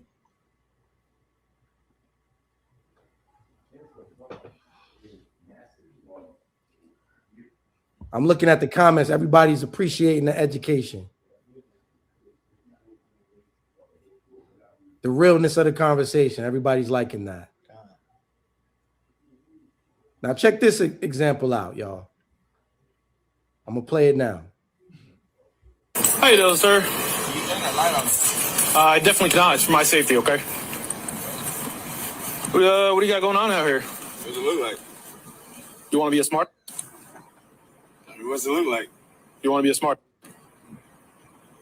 It's called reckless burning. If you want to go that route, we can go ahead and push that route. Reckless burning, when you're burning something outside of an authorized area. You want to go that route? Do you really want to go that route? Do you really want to go that route? The light is for my safety. I don't know who you are. I don't know if you're a criminal who's going to try to pull a gun out on me or a knife or anything like that. That's what the light's for, okay? That's what they're there for. That's why they're put on patrol vehicles. What's your name? Now, I'm already telling you now, the cop is being an a-hole. Calm down, man. You're having a power fantasy. Why you rambling right now? You saying all too much. You talking too much. Reckless burning. Relax. Am I out of line so far, cuz? A little bit. And remember I said you get what you get, right? So the cop walks up to him, hey man, what's going on? He talks slick to him, whatever he said, boo boo back. And remember I said you get what you get. So he talks slick to the cop just start talking slick to him. He said what it looked like, cuz. He said what it looked like. Now again, think about this, and I know you and I talked about this earlier, Joe. Anytime a police action takes place, one of the first questions that's going to be asked is, what was the nature of the reason why the cop was there in the first place? So even when I was investigating cops for doing whatever, the first question that I would ask them, well, what was your reason for interacting with that person? What was the reason for the stop? Right? Because again, like I told you, in most cases, if the stop was illegal, most of the stuff that comes behind it is probably going to be illegal as well, right? But that, again, that's not an absolute, but in most cases, that's what I found. Because you got the bright ass light, you got the extra light on. Okay, so hold on. So how about say, officer, I'm glad to answer your questions, but could you please get that light out of my face? You know how the young man is feeling? I'm at a candlelight vigil for somebody who died. Okay, and you know what? Well, he could have said that. He could have said that. He's like, sir, listen, somebody just passed away. I'm feeling some type of way. I'm not in the right space right now. And most experience. What it look like I'm doing? What it look like I'm doing? What it look like I'm doing? I don't know. He said burning. What is he burning? Well, I didn't see that. It was a memorial candles for somebody who passed away. Okay, I couldn't tell what it was, but that's why he said that. He's like, what does it look like I'm doing? Yeah, but look. So remember, I told you, cops will find a way to justify what they're doing. So burning whatever he's burning, is he allowed to burn it in that area? Right? Because if he's not allowed, as petty as it is, and it's petty, but the cop can still use that to justify whatever he got going on. You see what I'm saying? Uh-oh. Nancy Perez says, I guess we just got to bury our nose in the sand. Listen, man, like I said, I can't tell nobody what to do. All I can recommend is be smart about what you do. That's all I can recommend. Let's play some more. What's that? I'm saying. I usually call you supervisor. If this is bothering me, I'll put it up for you. I'd appreciate that. That's what my contact. I was just going to ask you nicely to do that, but since you want to be as smart and ask me, what does it look like, and talk to me like I'm dumb, I'm obviously going to push the other route. If that's really how you want to go. George Salami, can I go ahead and get a second? Let me get your ID. Why? I already told you. Why? Reckless burning. Okay, you want to put it out? You can put it out, but first you're going to give me your ID. Would you like me to put that out? If that's bothering you, you want me to put it out? I'm telling you. Okay, I'll put it out. We're going to have to put it out, but let me get your ID. I'll put this out. What's your name again? Officer Mora. M-O-R-I. Make sure you spell it out, okay? I don't need to spell that. I'll put these candles out since it's bothering this guy. Do you have ID on you? I do, but I don't need to give it to you. Okay. Is that really the route you want to take, sir? What route? I'm obstruction? Sitting on the bench. Yeah, you're lighting candles. I didn't light these candles. And that's what I was asking you. And that was my question. But since you want to go right off and start talking to me like I'm dumb, asking me what it looks like. Look at the light. You can't blind me. That's what police lights are for us to see. Look, here's my question, right? What if you're I'm not saying you are, but what if you're some individual who's trying to hurt anybody, not just an officer, but anybody? But I'm not. The lights, I'm not saying you are, but I don't know that. Okay. Well, now you know. And that's what my lights are for. I still don't know that. I really don't. Okay. So you really want to be this difficult, sir? There ain't nothing about being difficult. I ain't doing nothing wrong. I'm sitting on the bench. Okay. Now, hey, Dad, I feel him. Dad, I feel him. Dad. I ain't doing nothing. Yo, my man, I blew the candle. Leave me alone. Leave me alone. Yeah. Leave me alone. Right. But you see how we all think we don't have to show that ID? We all feel like if I haven't committed a crime, I ain't got to show you that ID. But we learning that that's not. I don't know if that's a crime, but it may be a city ordinance or some other violation that may give the officer the right to then investigate this individual to see who he is. You understand? Because remember, in order for an officer to detain you, they have to reasonably believe or be under some reasonable suspicion that a crime has been or is being committed. So I don't know that that's a crime. Is there a crime here? I listen, I don't know what that is in that state. All I'm saying is the way this dude, and I get it, like he might be going through something for what, somebody passed away, he might be feeling something. I get that. Like, and if I was that cop, I would give him that. I'm like, yo, man, I see you burning some kids. Did somebody just pass away? You know what I'm saying? Like, we are all different. We all do things differently. Like, this cop right here, apparently he's a little sensitive. Dude talk grimy to him, he's gonna start talking grimy to him. That's just how he operates. But everybody don't operate like that. I'm gonna ask you that. I'm gonna ask you. Do you think like, I don't know, but I'm gonna ask the chat as well. Y'all can put sevens in the chat or whatever y'all want. But don't y'all like, because I'm looking at it objectively, it feel like to me that the officer is trying to extend an olive branch to take another route. You know what I mean? To de-escalate it a little. But it's like too. To me. Yeah, but he talking. It's stupid to me because in my mind, I can't believe a police officer is harassing me and I'm sitting on a bench. So I don't want to deal with it. Yeah. I'm already aggravated by the thought of what's happening right now. I look at it the other way, DeRock. I look at it as, hey, the brother did start off being defensive. The brother on the bench. He started off, what does it look like I'm doing? What does it look like I'm doing? But then when the officer asked him for his ID, he said, look, what you want me to do? You want me to blow the candles out? He did. All right, so I think it's him that's actually trying to extend that olive branch, right, and do the right thing. You know what I mean? He said, look, I'll blow the candles out. Yeah. And he didn't even light them.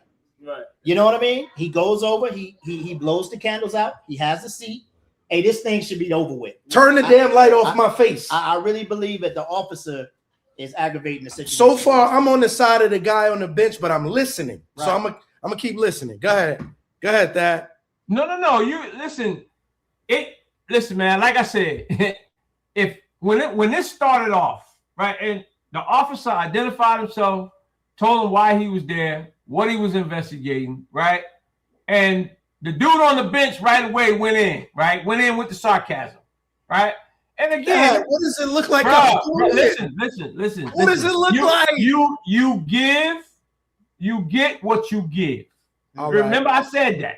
You get what. If I say, yo, man, I'm Officer Caldwell, I see you burning something. First of all, you can't be burning that because it's in an authorized area. But let's talk about it. What's going on? All right? Or what it look like? Bruh, whatever it looked like, it could look like a number of things, but I don't know what's going on. But for you to come at me like that now puts me in a position, if I'm a sensitive cop like this officer obviously is, where now I gotta, you know what I'm saying? I gotta come back at you like that. Because that's just what it is.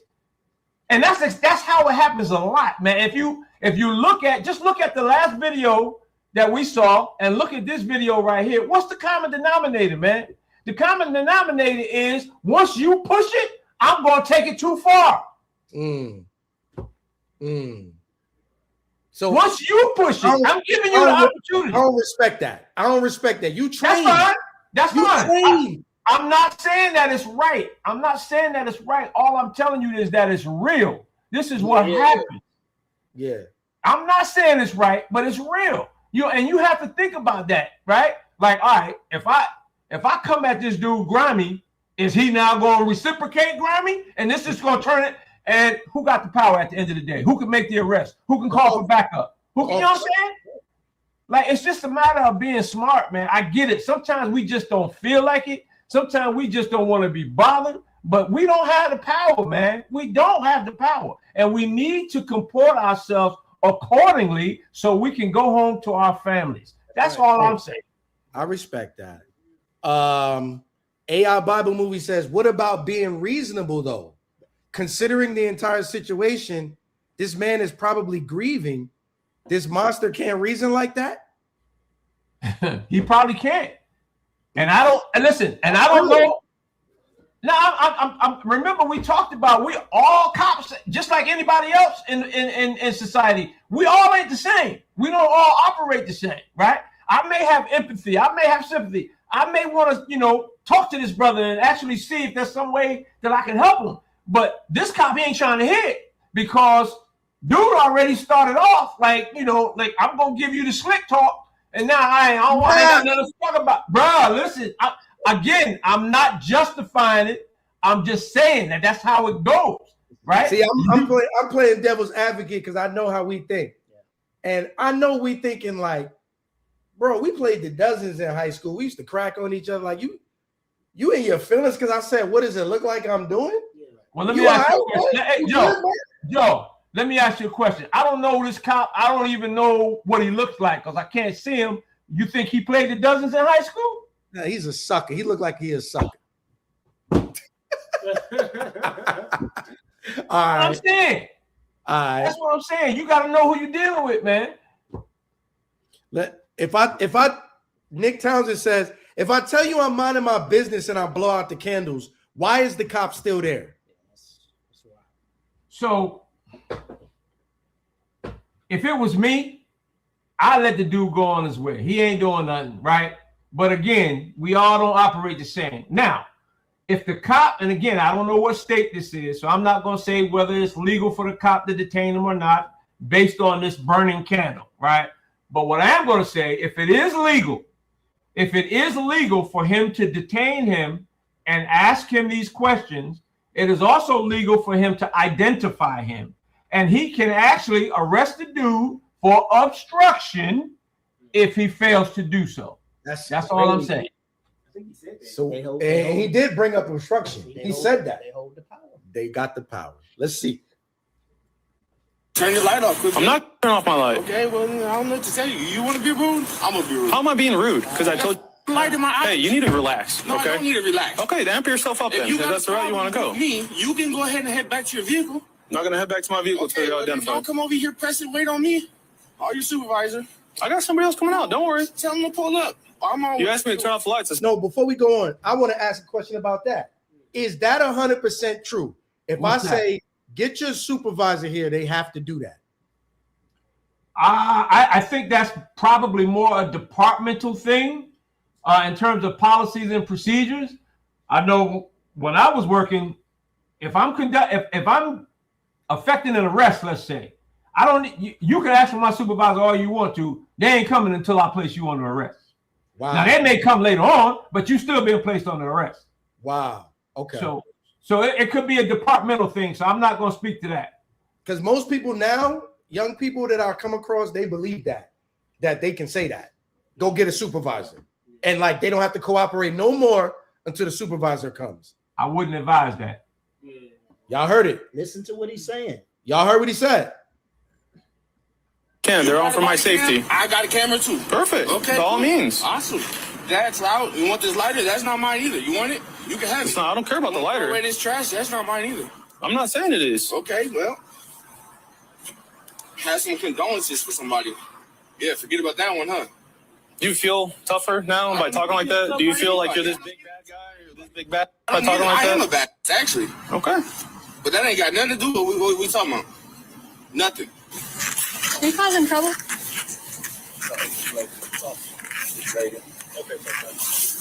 That light is bright. Damn. The candles. This dude came up, had a problem with me. He came up scratching real hard, so I turned on my camera. Jason talk. Turn on my camera. Jason talk. Turn on my camera. Then I told him. Did you know Katrina? Did you know Katrina? I know everybody. Oh, I don't know that. You know what his name is? I forget. Sorry, I guess It's fine. our contacts haven't been too bad. Yeah. I mean, there's no need for my name. I'm just sitting on the bench. Not bothering nobody. I pay my taxes. My house is right down there. But I'm not doing anything wrong. I'm just sitting on the bench. You came over here pressing me with the light. I came over here turning on my light for my safety, okay? If we have a problem with this, I mean, I just told you I did. You came over here pressing me with the light. I'm not pressing with the light. I can't see you. Do I got sunglasses on? No, I don't think so. I mean, I hope not. So you can run your headlights. You can do all that, man. Say you want to push your little light bar. Want me to go get my light bar? That's for our safety. There's no reason to hassle over You got that. your light bar on? Well, I turned it off because I didn't want to blind you guys. But. Well, thank you. That's common sense. Well, I could see you wanting to pay your respects to Katrina. That's pretty awful. I mean, yeah. So, I mean, y'all can go about your way. I'm not doing anything wrong. Well, This is my lighter. You want the lighter? Take the lighter. If you feel like those candles are bothering you, take the candles. weren't they lit? The only thing in mind, because you made me put them out. I simply asked him, what do you No. what's this? I'm not gonna argue with you. What does it look like? I'm not going to argue with you. Yes, I'm not, you know. Hey, yo, this nigga's soft, man. Sorry. Excuse me. But come on, man. Even the female cop is cool, man. Right. And he hurt over that. What does it look like? The dude is petty. The other cop is obviously petty. Like he the chick is trying to handle the situation and he chiming in with the rah-rah. Like so you already know what he working with. Yeah. I think this is the first officer that, like, damn, man, like, I might not do so well in this situation because you're being a real hoe. Right. Excuse my language. But I think this is a testament to it don't matter how practical the situation that you're in is. You know, it may be common sense, especially when an officer come up and they'll be able to deduce it. Mhm. It's some individuals that's difficult. That's right. I'm talking like this, but I'm gonna tell y'all I ain't gonna do that. If it was me there, I would be mad, but I'm not gonna do that. Right. I've been pulled over before. When I get pulled over, especially out here by the state troopers, I'll stop the car and put both hands out the window. That's right. I've had an officer ask me, why did I do that? Yeah. And I told him, come on, man. Yeah. Exactly. You know, That's my thing.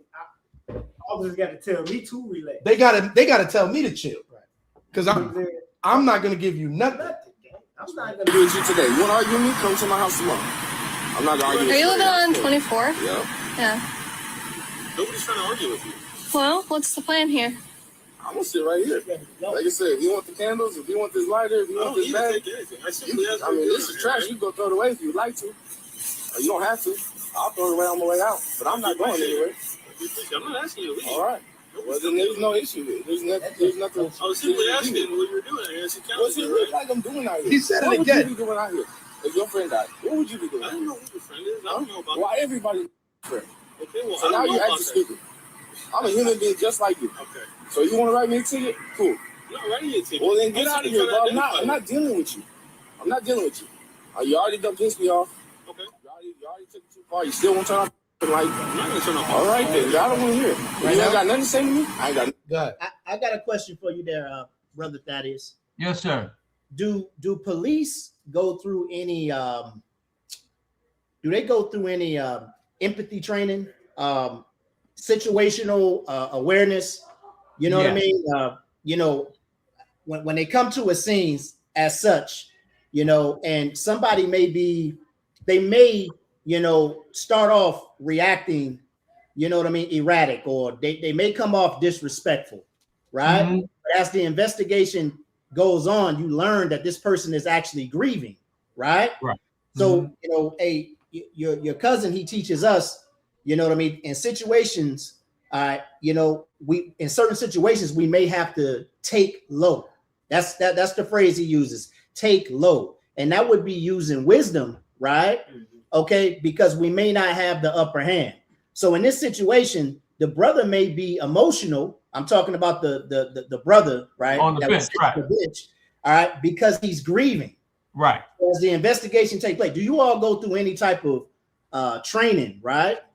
To help de-escalate a situation like that if you see certain signs? Yes, we do actually. And they present different scenarios for situations like this, whether it be mental health issues or in this particular case, brothers grieving, whatever it is. Because, to answer your question, that is part of the training curriculum. It hasn't always been. I want to say within the last 15 years, maybe, because I know there's been a couple of incidents where individuals have unfortunately been shot by the police, only to find out, that they were having a crisis, a mental health crisis. Right. You know what I'm saying? So in addition to stuff like this, they would also include mental health as a component of the training to basically teach the officers, number one, how to recognize that, and number two, how to de-escalate it. Okay. There's a little bit more, and we're going to get to the main event. We're going to let you go. I know it's getting late. Say you. That's how that goes. Okay. Sorry for your loss. Have a good day. You too. That was the end. So look, you heard that female officer says sorry for your loss, right? She showed some empathy for what the brother was going through.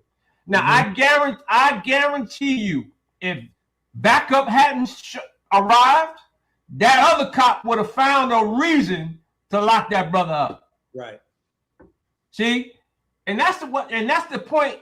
Again, if y'all don't take away nothing else from this conversation tonight, think about the situation and think about what's the best way for me to exit this situation safely. Right. That's the way. That's the goal. That's right.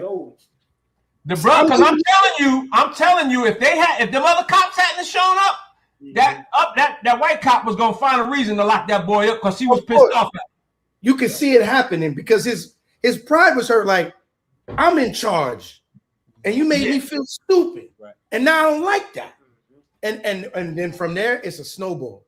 And that's what I say. I'm not condoning it. I'm not saying it's right. All I'm saying is that because the police have the power, they can make your life miserable, right? Yeah. So right there on the street in that moment, the brother did not have a win if that's the way he wanted to continue going. Yeah. He didn't have a win. We being real, I told you, I feel like the dude is soft. Right. But would I even be mixing all them words with him? No. Nah. I'm not doing that. Right. Like, I ain't got time for that, bro. Right. I don't even want to meet you. So let's do what we got to do to get this over with. And, to maintain my dignity. I'm not going to have a verbal sparring match with you. Right. I'm not doing it. But I do understand the frustration of the guy.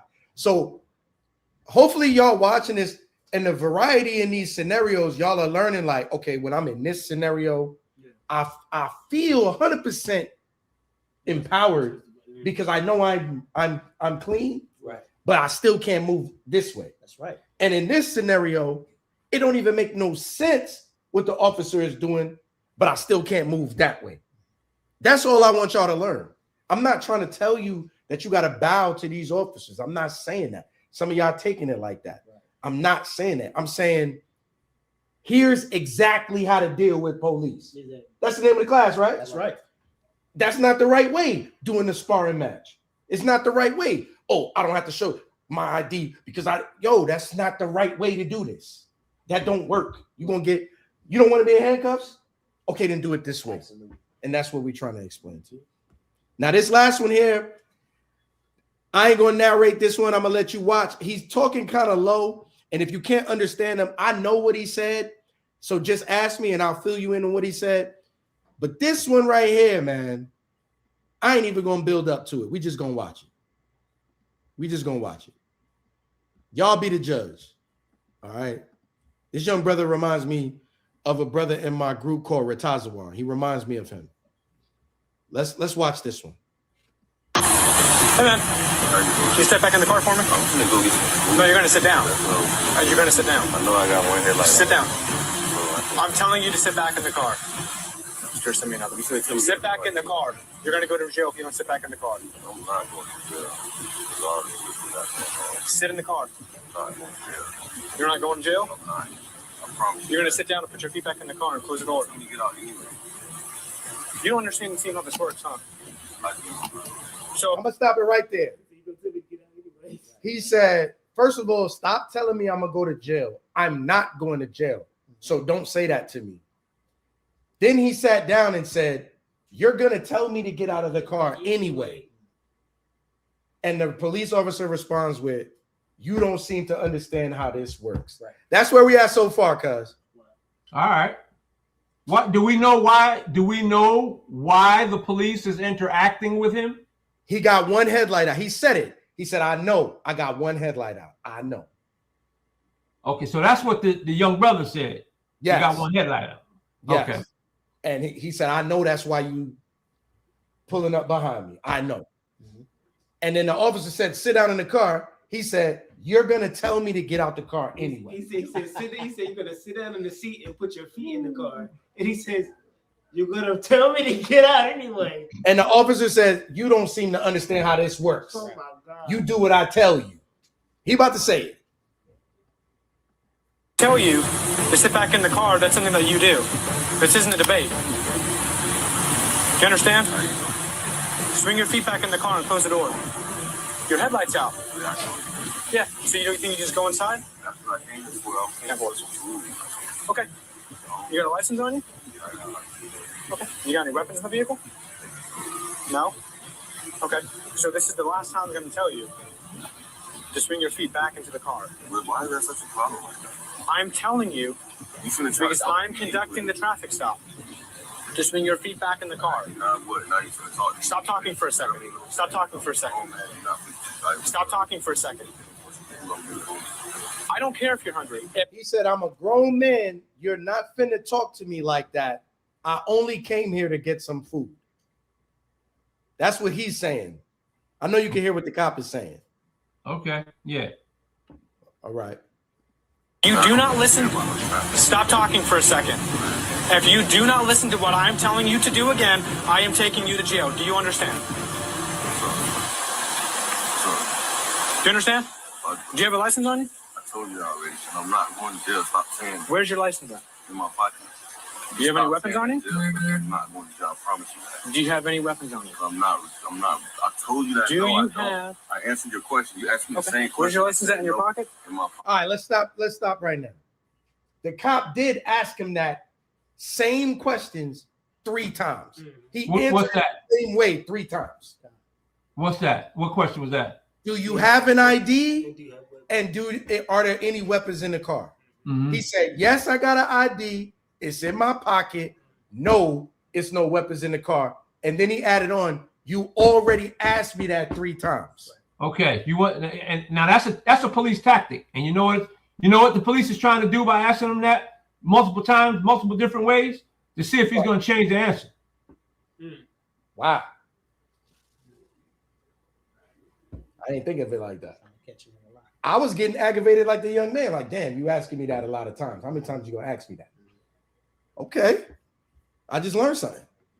Okay. You got any weapons in the vehicle? I'm not answering that from the morning. I already said no. What's your problem? I'm hungry. So I came here for you. You pulled me over here. I seen you turn around. You got somebody else. I passed you because you got no headlight out. I want to talk to him. I want to talk. You don't decide that. You're gonna get out of the car if you don't Like I said, stop. I don't want to talk. Are you gonna listen to what I'm telling you to do? Are you gonna listen to what I'm telling you to do? But I don't want to talk. But you. Okay. I'm not going to jail. So don't even start. Don't even start. Are you gonna give me your ID? I want to talk. Are you gonna give me your ID? I said it's in my pocket 3 times. Are you gonna give it to me? Talk to you no more. Are you gonna give it to me? Give me your ID. I want to talk to you. No, that's not how it works. Are you gonna give me your ID? I want to talk to him. Okay. We already know he going in cuffs right there. But I want to know this. How am I wrong for saying I don't want to talk to you no more? I want to talk to him. You asked me the same question 3 times. I answered it the same way. You're just picking with me. I'm trying to talk to you. I know I got my headlight out. I seen you when you turned. You focused on exercising authority over me. I ain't going with that. I don't want to talk to you. I want to talk to him. I'm asking you, cuz, how is that an arrestable statement? Okay, so I don't think he's arresting him for that. I believe he asked him for, unless I didn't see what I thought I saw. I believe he asked him for his ID, and he did not produce it. He said, do you have an ID? Where is it? He said, in my pocket. Now, you want me to reach and get shot? Right. I'm going to wait for you to tell me to get it. I told you where it was at. So right before he got ready to put him in cuffs, what transpired? Because I must have missed that. The young man, no, we're going to run it back. We're going to run it back because it's short. It's short. Let's go a little bit back to when he asked for the ID. If you do not listen to what I'm telling you to do again, I am taking you to jail. Do you understand? Do you understand? Do you have a license on you? I told you already. I'm not going to jail. Stop saying it. Where's your license at? In my pocket.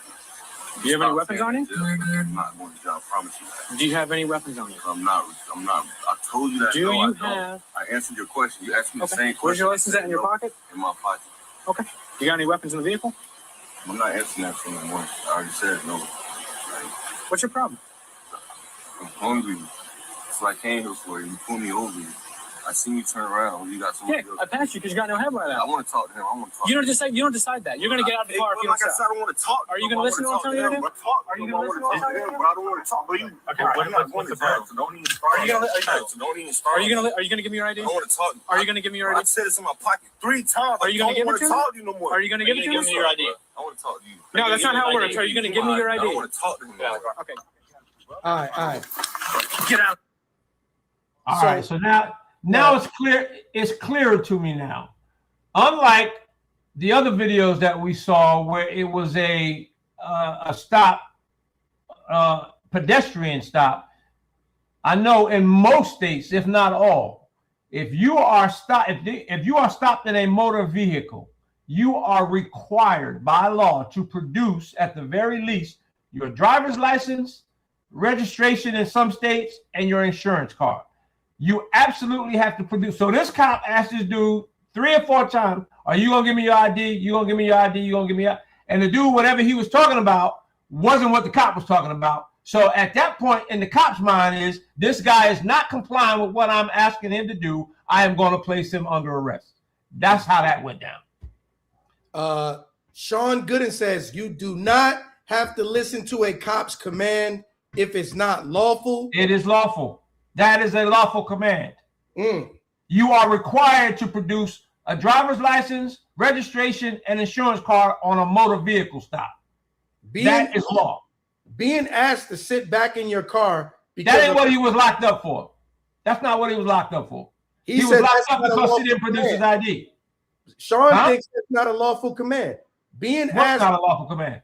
sit back in your car because of a blown headlight is not a lawful command. All right. Oh, see, they're mixing things up.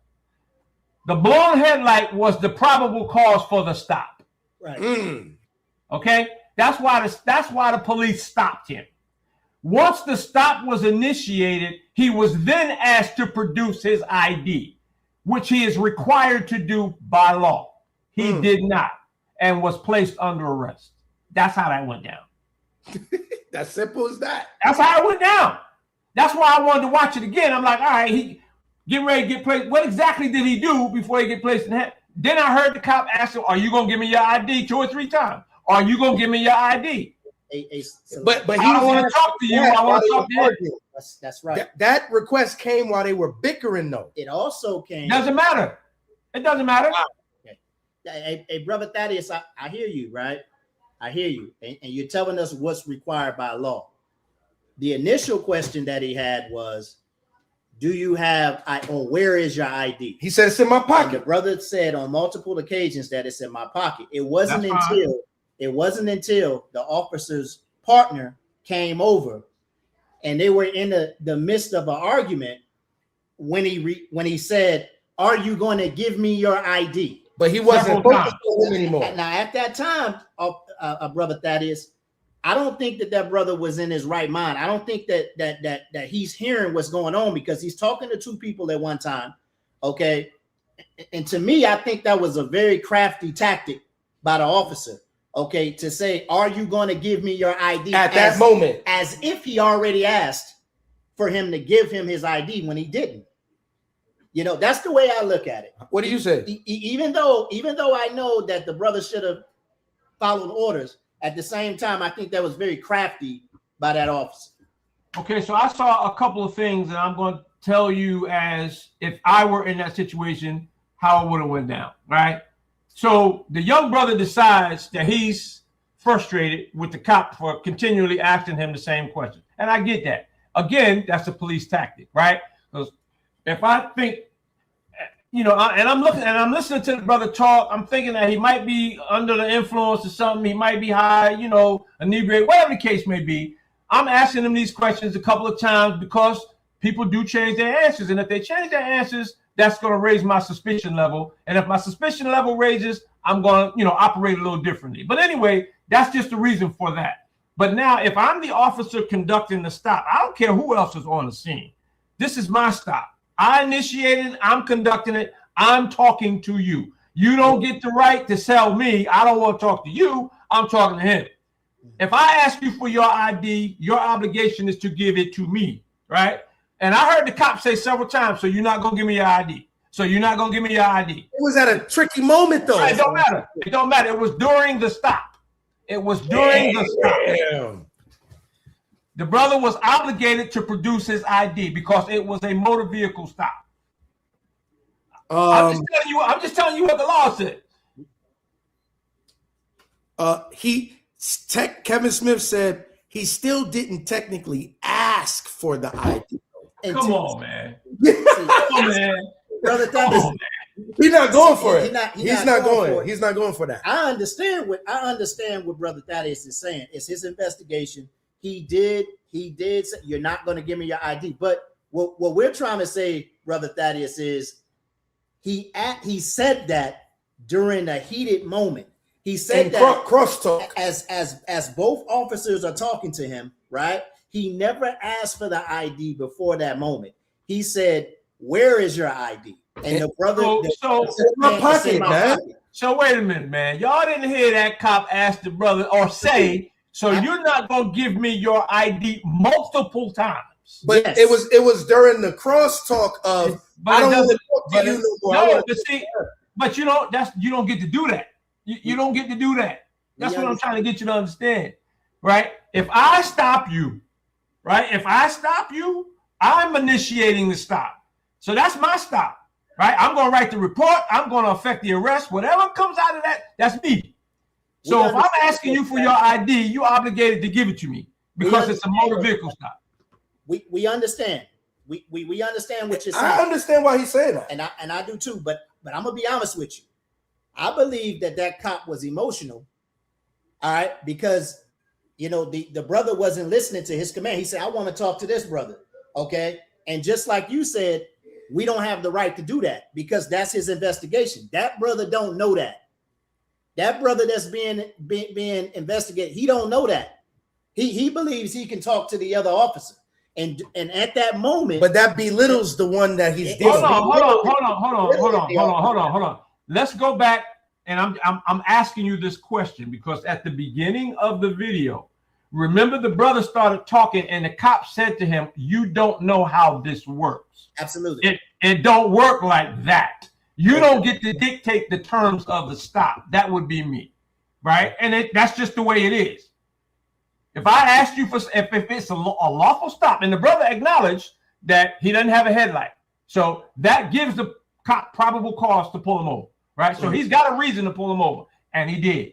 Then he asked him for his ID, which he is legally obligated to do, and the brother is legally obligated to produce it because it is a motor vehicle stop, right? You are by law. If you don't say the brother didn't have to say nothing else. If he gave him his license, he could have not said another word. Like, listen, man, I'm invoking my Fifth Amendment right. I don't want to ask you no more questions. Write my ticket, man. Absolutely. But you are obligated to give that ID. Everybody understand? Everybody under the sound of the power of my voice on this class, do you get it? Don't get in these situations and start trying to pull this stunt.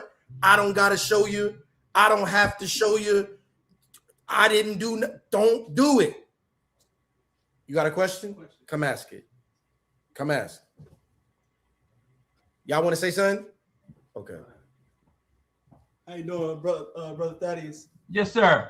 I have a question. I understand the terms of the stop were lawful and the commands were lawful given by the officer, but I also do understand psychological tactics that may be used by people who have a position of power. Now, granted, that doesn't negate the fact that I have to obey this officer, right? Even though I know he's playing a word game. So my question to you would be, in those moments, me as a black man in the United States of America, I'm afraid to fall into a trap. So the trap, I think, from my instincts is he's asking me about my ID so that I can reach for something. I don't want to do that. So I'm waiting for him to give me the command. Obviously, he's not going to verbally clearly state the command. So would it be wise for me as somebody who's trying to preserve my life to ask him, would you like for me to go in my pocket and get the ID? I've done that. I do it all the time, even now. Before I reach in my glove compartment or my console to get my wallet, I ask, officer, I'm going, my license is in my, do you mind if I reach? So in that particular scenario, once the officer said, are you going to give me your ID? If that was the brother's concern, he should have said, officer, I told you it was in my pocket. Do you mind if I reach over and get it? Right. I don't even think he heard the officer. He was so busy bickering. Yeah. Let's see a little bit more. But how so far the brother did nothing right in your eyes. He is way out of line in your eyes.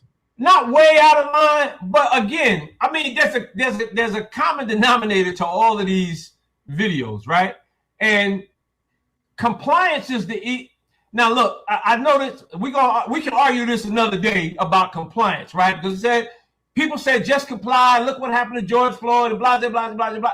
We can debate that all day, but let's talk about the law of averages, right? And the exit strategy. The exit strategy is to go home at the end of the night, right? That's the again, we talked about a lot of legal terms and mumbo jumbo, but the most important thing to come out of this conversation is when you interact with police, you should be thinking about what's the safest way for me to get out of this situation. That's it. Absolutely. And that's it. That's it. So yeah, we can nitpick.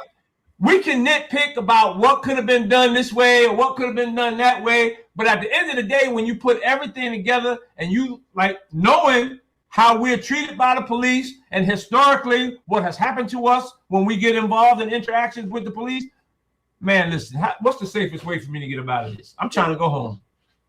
I'm trying to go home. So you wouldn't have told the officer, "Yo, watch out! I'm trying to get food." No, that's fine. That's fine because I mean that's probably why he went there. He was probably hungry. He wanted to get something to eat. That's not a problem. But when the officer said, "Well, give me your ID," oh, you ain't gonna give me your ID. He could have said, "Well, officer, you really didn't ask me. However, since now you asking me, do you mind if I go in my pocket and get it out?" Right. I agree with that. And that takes this a whole nother angle. Right. So I get one. Go ahead. I think that's what the thing was. He was talking to dude and saying, I don't want to talk to you no more. I want to talk to him.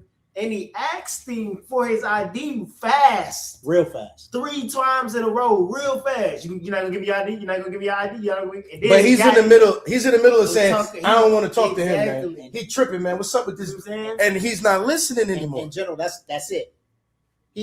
See, Brother Thaddeus, we hear you, man. We hear you. I'm with you. Hey, get out of that situation. Yeah. Okay, I'm with you. But and he being nice. That's if right. there was any video footage of me acting like that, he would curse me out. I hear you. But Joe, what the hell is wrong with you? But what we see is exactly what you just said. I believe that brother in that situation zoned out, and he not hearing nothing that cop's saying. Yeah.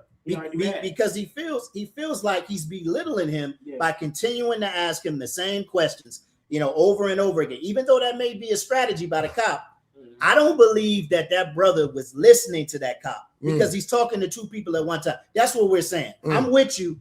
Get out of the situation, right? Right. Comply. But in that situation, you can clearly see that he's talking to 2 people at one time, and he don't want to talk to that cop no more. That's where I'm coming from. And I think that other cop, the initial cop, should recognize that. Right. Well, let's see how this plays because we done kept Cuz all night. Hold on, let's play this. Get on the ground. Bro, hang out. Put your hands back. Hang out.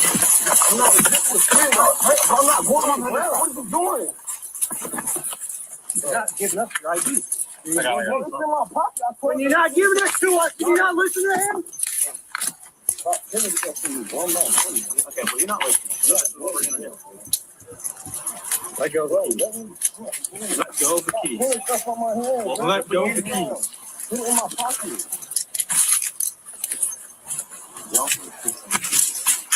If you would have just gave us your ID, it would have been a different story. Let go of the keys. I just asked you for it. Whoa. What are you doing? Dude, if you keep moving, that's expensive. I swear to fucking God. Y'all better train up. No, Ain't nobody asked me for my ID. You just said, do I have one? You never heard him. You telling me to listen to you on instructions, but you tell me to get out of my pocket. Turn back towards the Well, I don't give a fuck about none of that. You're abusing your authority right now. No, we're not. You're just not listening. Yes, you is. No, we're not. Ain't nobody telling me to get out of my pocket. So All right, dude, it's not our first day. You said you drop what's in your hand. Just drop what's in your Put hand. it in my car. You're not finna put it on the ground. I put this in my mouth. Let go. Make sure you can put it in the car. You got any weapons or drugs on you? No, stop asking me the same question. If y'all gonna search my car, ask me that. I told him that no 3 times. Like, Okay. you keep asking me. All right. Well, we're gonna search pockets. So it'd be great if you told us what you had. See, look at y'all doing. I came for some fucking food. I'm not looking. Well, I'm sorry you're not cooperating. Yeah, whatever. I don't give it.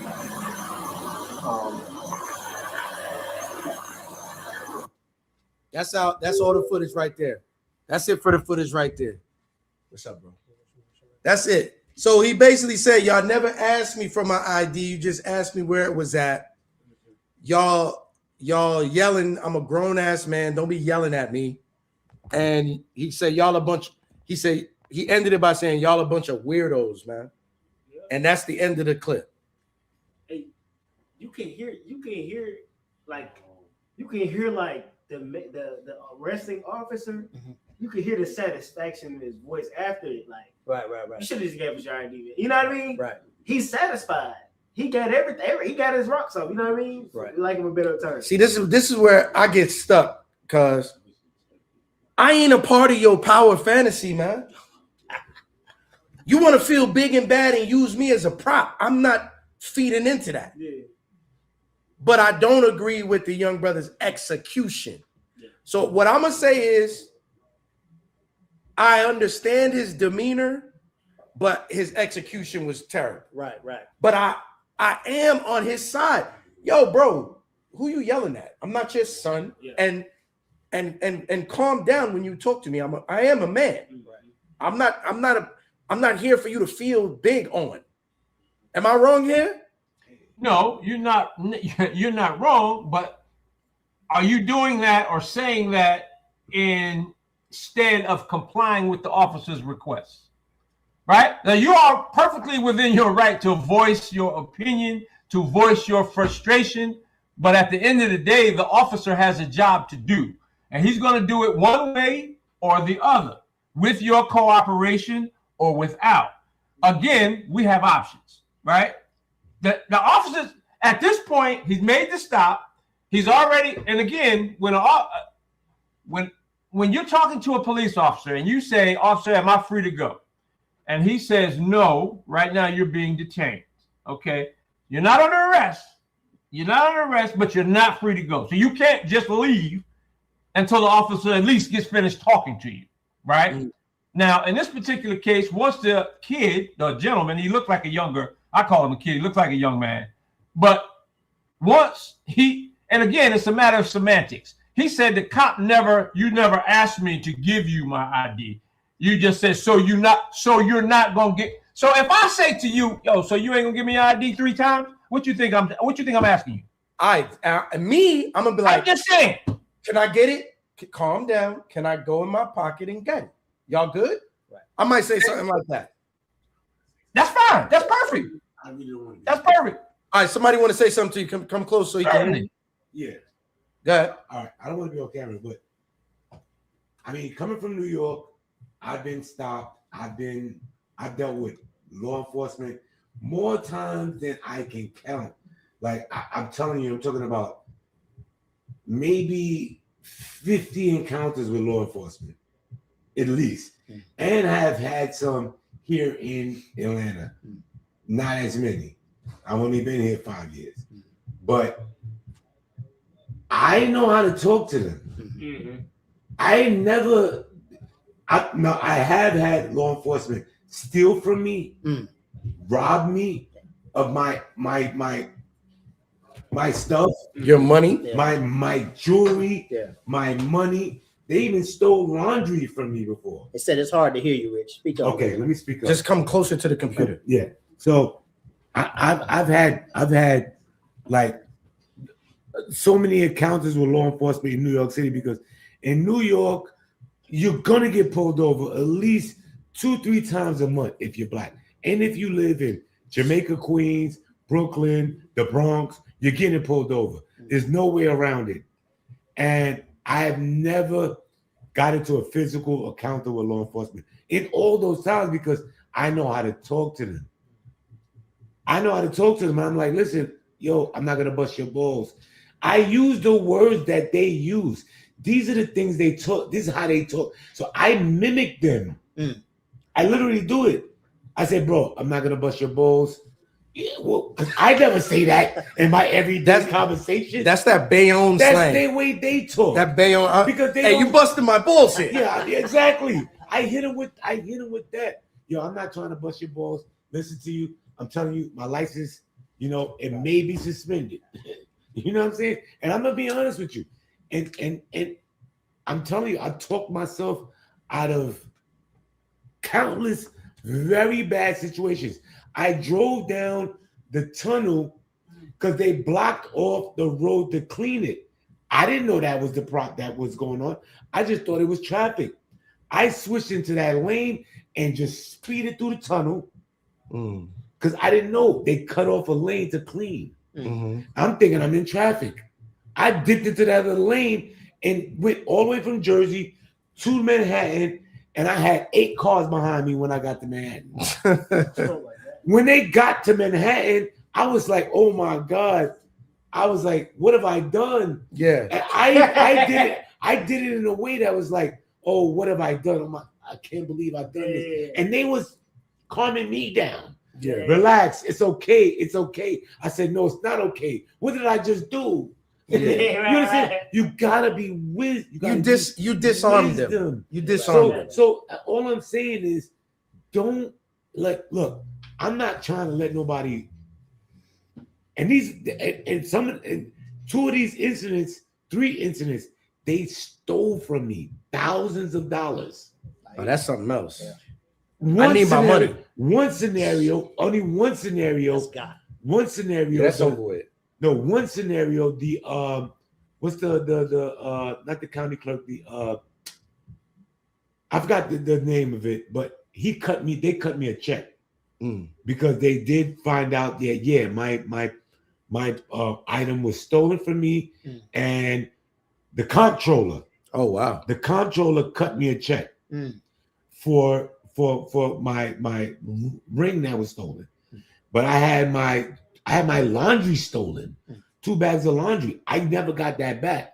But the point is that look, I've been in so many encounters with law enforcement, and I've never had them put their hands on me. Well, you probably never acted like that. Right. Exactly. That's that power fantasy, because he was challenging them. You got to be wise. He was showing them that you don't run me, right? And they was determined to prove, yes, we do. Yes, exactly. So don't create that scenario. Yes. No. But how do I keep my dignity? So you keep your dignity, but I mean, listen, like I said, you can voice your frustration.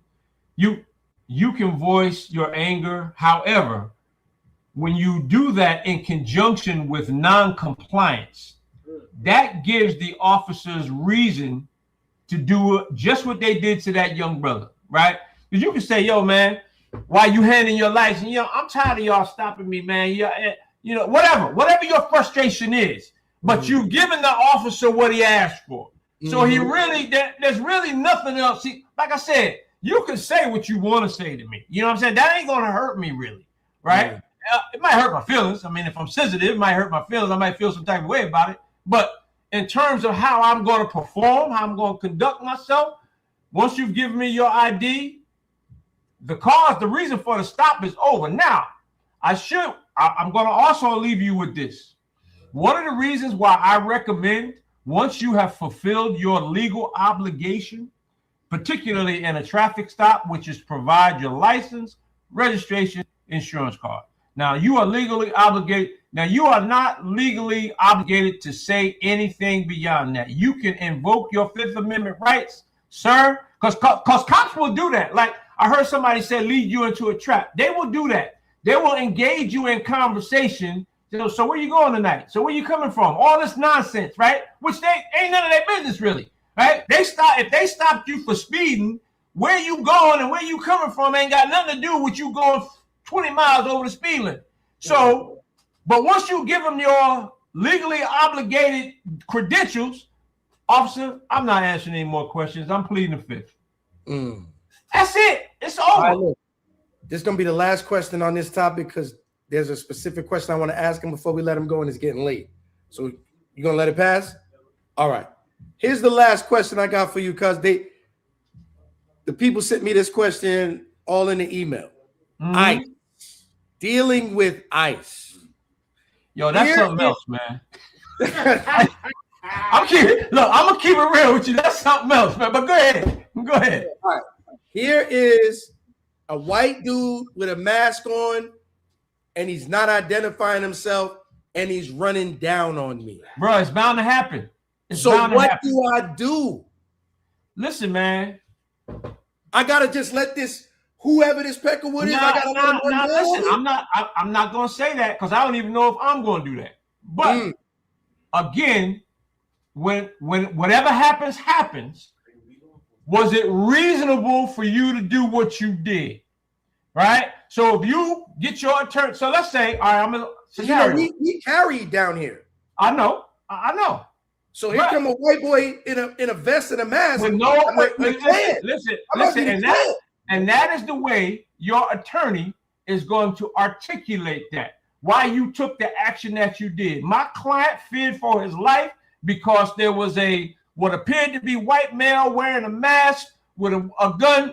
Listen, hey man, you can't do that, bruh. All right, so look, if it comes to a matter of life and death, there's a saying that I like to go by. I'd rather be tried by 12 than carried by 6. Hey, that's right, man. That's right. That's all I'm saying. I'm not telling you what to do, But I'm saying if you fear for your life, yo, I don't see no badge, I don't see no police lights. This dude is trying to kidnap me. Yes. Right. You understand what I'm saying? Spank you. So you get you a lawyer and you explain, and the lawyer will, hey, look, again, we in the South, right?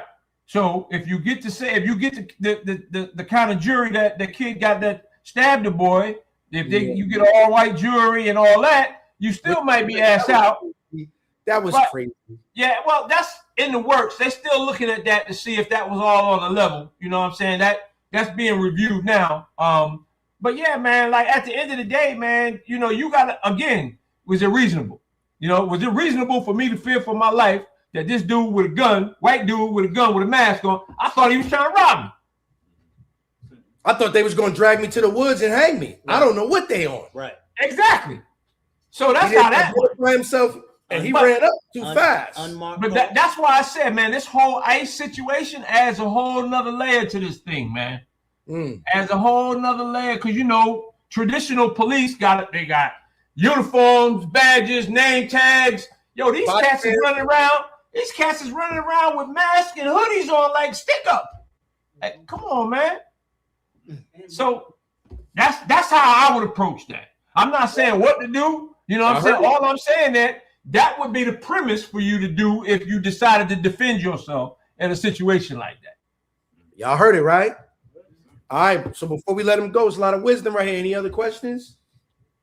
With the ICE thing, because my brother just said it, ICE sometimes will have a police sticker on their vest. Yeah. Is that lawful to do? Like, are ICE police? You see what I'm saying? They are. So police is a generic term for any law enforcement agency. Okay. Any law enforcement, as long as they are a law enforcement agency, they can utilize the term police. Okay. Because let's say, for instance, I'm with the FBI, right? And we conducting a raid. If I kick down your door, I'm not going to say FBI, I'm going to say police. Yeah. Right? If I'm with the sheriff department, if I'm coming to execute a raid, I ain't going to say the Clayton County Sheriff Department, police. So any law enforcement agency can universally use the term police. Hey, real quick. Hey, Brother Thaddeus. So you just said, if you're getting ready, to execute, an investigation or whatever, you're going, you're doing a raid or whatever, you're going to announce police, and I know you said that's a different thing with ICE. Right. But as law enforcement officers, are they obligated to tell you that they are ICE? Like, do they got to say anything before they run down on you? Hey, I'm law enforcement. I'm ICE. Are they obligated to show identification before they run down on you? I'm gonna be honest with you, man. The ICE is a federal agency, and I really don't know what they are legally bound to do right now. That's crazy. That's wild. Right, and I don't think anybody does, because I think they're doing it on the fly. But they got the backing of the White House. You see what I'm saying? You saw they shot that one dude, the white boy. They shot him. He didn't even reach for the gun. They shot him. That's what I'm trying to tell you, man. And when they start doing that to them, you already know what we working with. Mm-hmm. Say what now? We keeping them over time now. Let's if we got questions, let's do it. My only concern with that though, concerning the patches, is those patches can be bought on Amazon. I've seen security guards with police vests on before. So, that's illegal. Right. So we see there's cases where people are being charged with impersonating an officer. That's right. And that's on the news. So as common as that practice is in these unprecedented times, like what is the best advice and legal option for us as people who want to preserve their lives but also don't want to fall into the clutches of the system? So what I would recommend, brother, and this is what I do personally, and I tell my family to do the same thing. If you encounter an individual representing themselves as law enforcement and you are uncertain about that, call 911. Call 911. Listen, this is where I am. I got this dude running down on me talking about he police. He ain't got no uniform on. He in a plane car. You know, blase, blase, blase. And let them send a uniform unit out there to investigate that. That's what I would do. Thank you. You know, it's kind of similar to what we were taught, you know, back in the day. You know, if you're being trailed by an unmarked car, right? You know, or if it's dark, you know what I mean? If you're in an unlit area, you know, continue to drive until you're in the lit area, or you got every right to drive to the nearest police station. You know what I mean? If you don't feel safe, or if you're not sure that unmarked car is police. Yeah, but then they be getting mad and they want to whoop your ass if you keep driving. So again, while you're driving to a safely lit area, I'm on the phone with 911. Like, listen, I got a unit behind me that's unmarked, and I'm not sure that they're police. This is where I am. Can you please dispatch a marked unit to my location? Right. That's what I would do. It's good wisdom right there. Hey, Thaddeus, thank you so much. Anytime, brothers. Anytime. Thank you, Mrs. Thaddeus. All right, appreciate you there, brothers. Yes, now, sir. Anything you want to say in closing? No, man, it was a pleasure, engaging with you all. And if I can help in any way, man, cuz got my number, reach out for me. You know, we can have these discussions in the future. And anytime, man, we can sit down. If there were some questions that you had that you didn't get a chance to answer on tonight, we can do it again. That's what's up. I appreciate you for your time, Mr. Thaddeus. Thank you. All right, now. Hey, we're going to close it out. We're going to close the class out. We're going to close the class out. Y'all, it was my pleasure to share that beautiful resource with all of y'all. 263 people, man. 65. I hope y'all learned something tonight, man. I want to get one scripture because the Bible says basically what we were saying in our way, the Bible said. I want you to go to the Apocrypha. Go to Sirach 9 and 13. Read it for the people, man. This is the book of Sirach, Ecclesiasticus in the Apocrypha, chapter 9 and verse number 13. Look what it says. And it reads, keep thee far from the man that have power to kill, so shalt thou not doubt the fear of death. And if thou come unto him, make no fault, lest he take away thy life presently. That Bible just said that. When you get around these people, don't make no fault. Because he has the power to take your life away presently, right in that moment. That's right. So it's not, you're not a punk. You're not a sucker for taking this advice and handling these different scenarios the right way. Right. You're trying to live. That's right. That's right. Put your pride aside and live. And the Lord says so. Keep reading. God, remember that thou goest in the midst of snares. Remember that you in the midst of snares. These are traps. You got an ID on you? Mm-hmm. Any weapons in the car? Mm-hmm. You got an ID? You not gonna give us your ID? Ain't no weapons in here, is it? You're not gonna give me your ID? That's a snare. You're in the midst of snares. Don't make a fault. Don't blow it by being proud. Right. Read on. And that thou walkest upon the battlements of the city. Because you're at a spiritual and physical war. Just be careful. All right. Exactly. With that, we're gonna close out the class. Y'all know how we do it every time. Call the number at the bottom of the screen. We're gonna send up the Lord's Prayer. Make sure your phone is on mute if you call in. Thank you again, Thaddeus. We love you. All right. Hey, the water. We're gonna talk to you another time. All right now. Tell the priest I said good night. All right. I hope y'all learned something, man. My family became your family. Thank you for watching. If you would like to support the body, you can donate via Cash App, PayPal, or Zelle. We are the Sons of Thunder. It's our heart's prayer and desire for Israel that they might be saved. Let the whole room stand. Truth in the air, let it move through the land. Friday night fire, let the whole place lock. Sons of Thunder, let the whole room watch. Salute the general, I know where it's due. For the labor, for the warnings, for the work so true. Salute the general, but the praise go high to the most high, only ruler of the sky. Salute the general, let the whole camp know truth don't build itself. Somebody got the whole. Salute the general. but we keep it in line. Yeah, overall, that's the law every time. I seen men speak, but their words had no root. I seen loud talk die when it had no fruit. Then you see a man stand, yeah, after years, still feeding the flock, still making things clear. That take patience, that take burden and fire. That take discipline when the flesh want higher. That takes standing tall when the pressure get thick, still keeping the book and the doctrine strict. So this one for the work and the way you carry, for the cold nice teaching, for the truth kept married to the law, to the order, to the field. Yeah, not bending for men, not changing the call. Salute the general, honor where it's due, for the labor, for the warnings, for the work so true. Salute the general, but the praise go high to the most high, only ruler of the sky. Salute the general, let the whole camp know truth don't build itself. Somebody got the whole. Salute the general, but we keep it in line. Yeah, overall, that's the law every time. Yeah.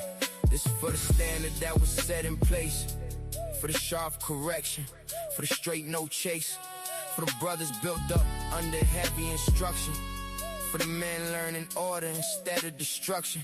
This is for the times when the mess is cut.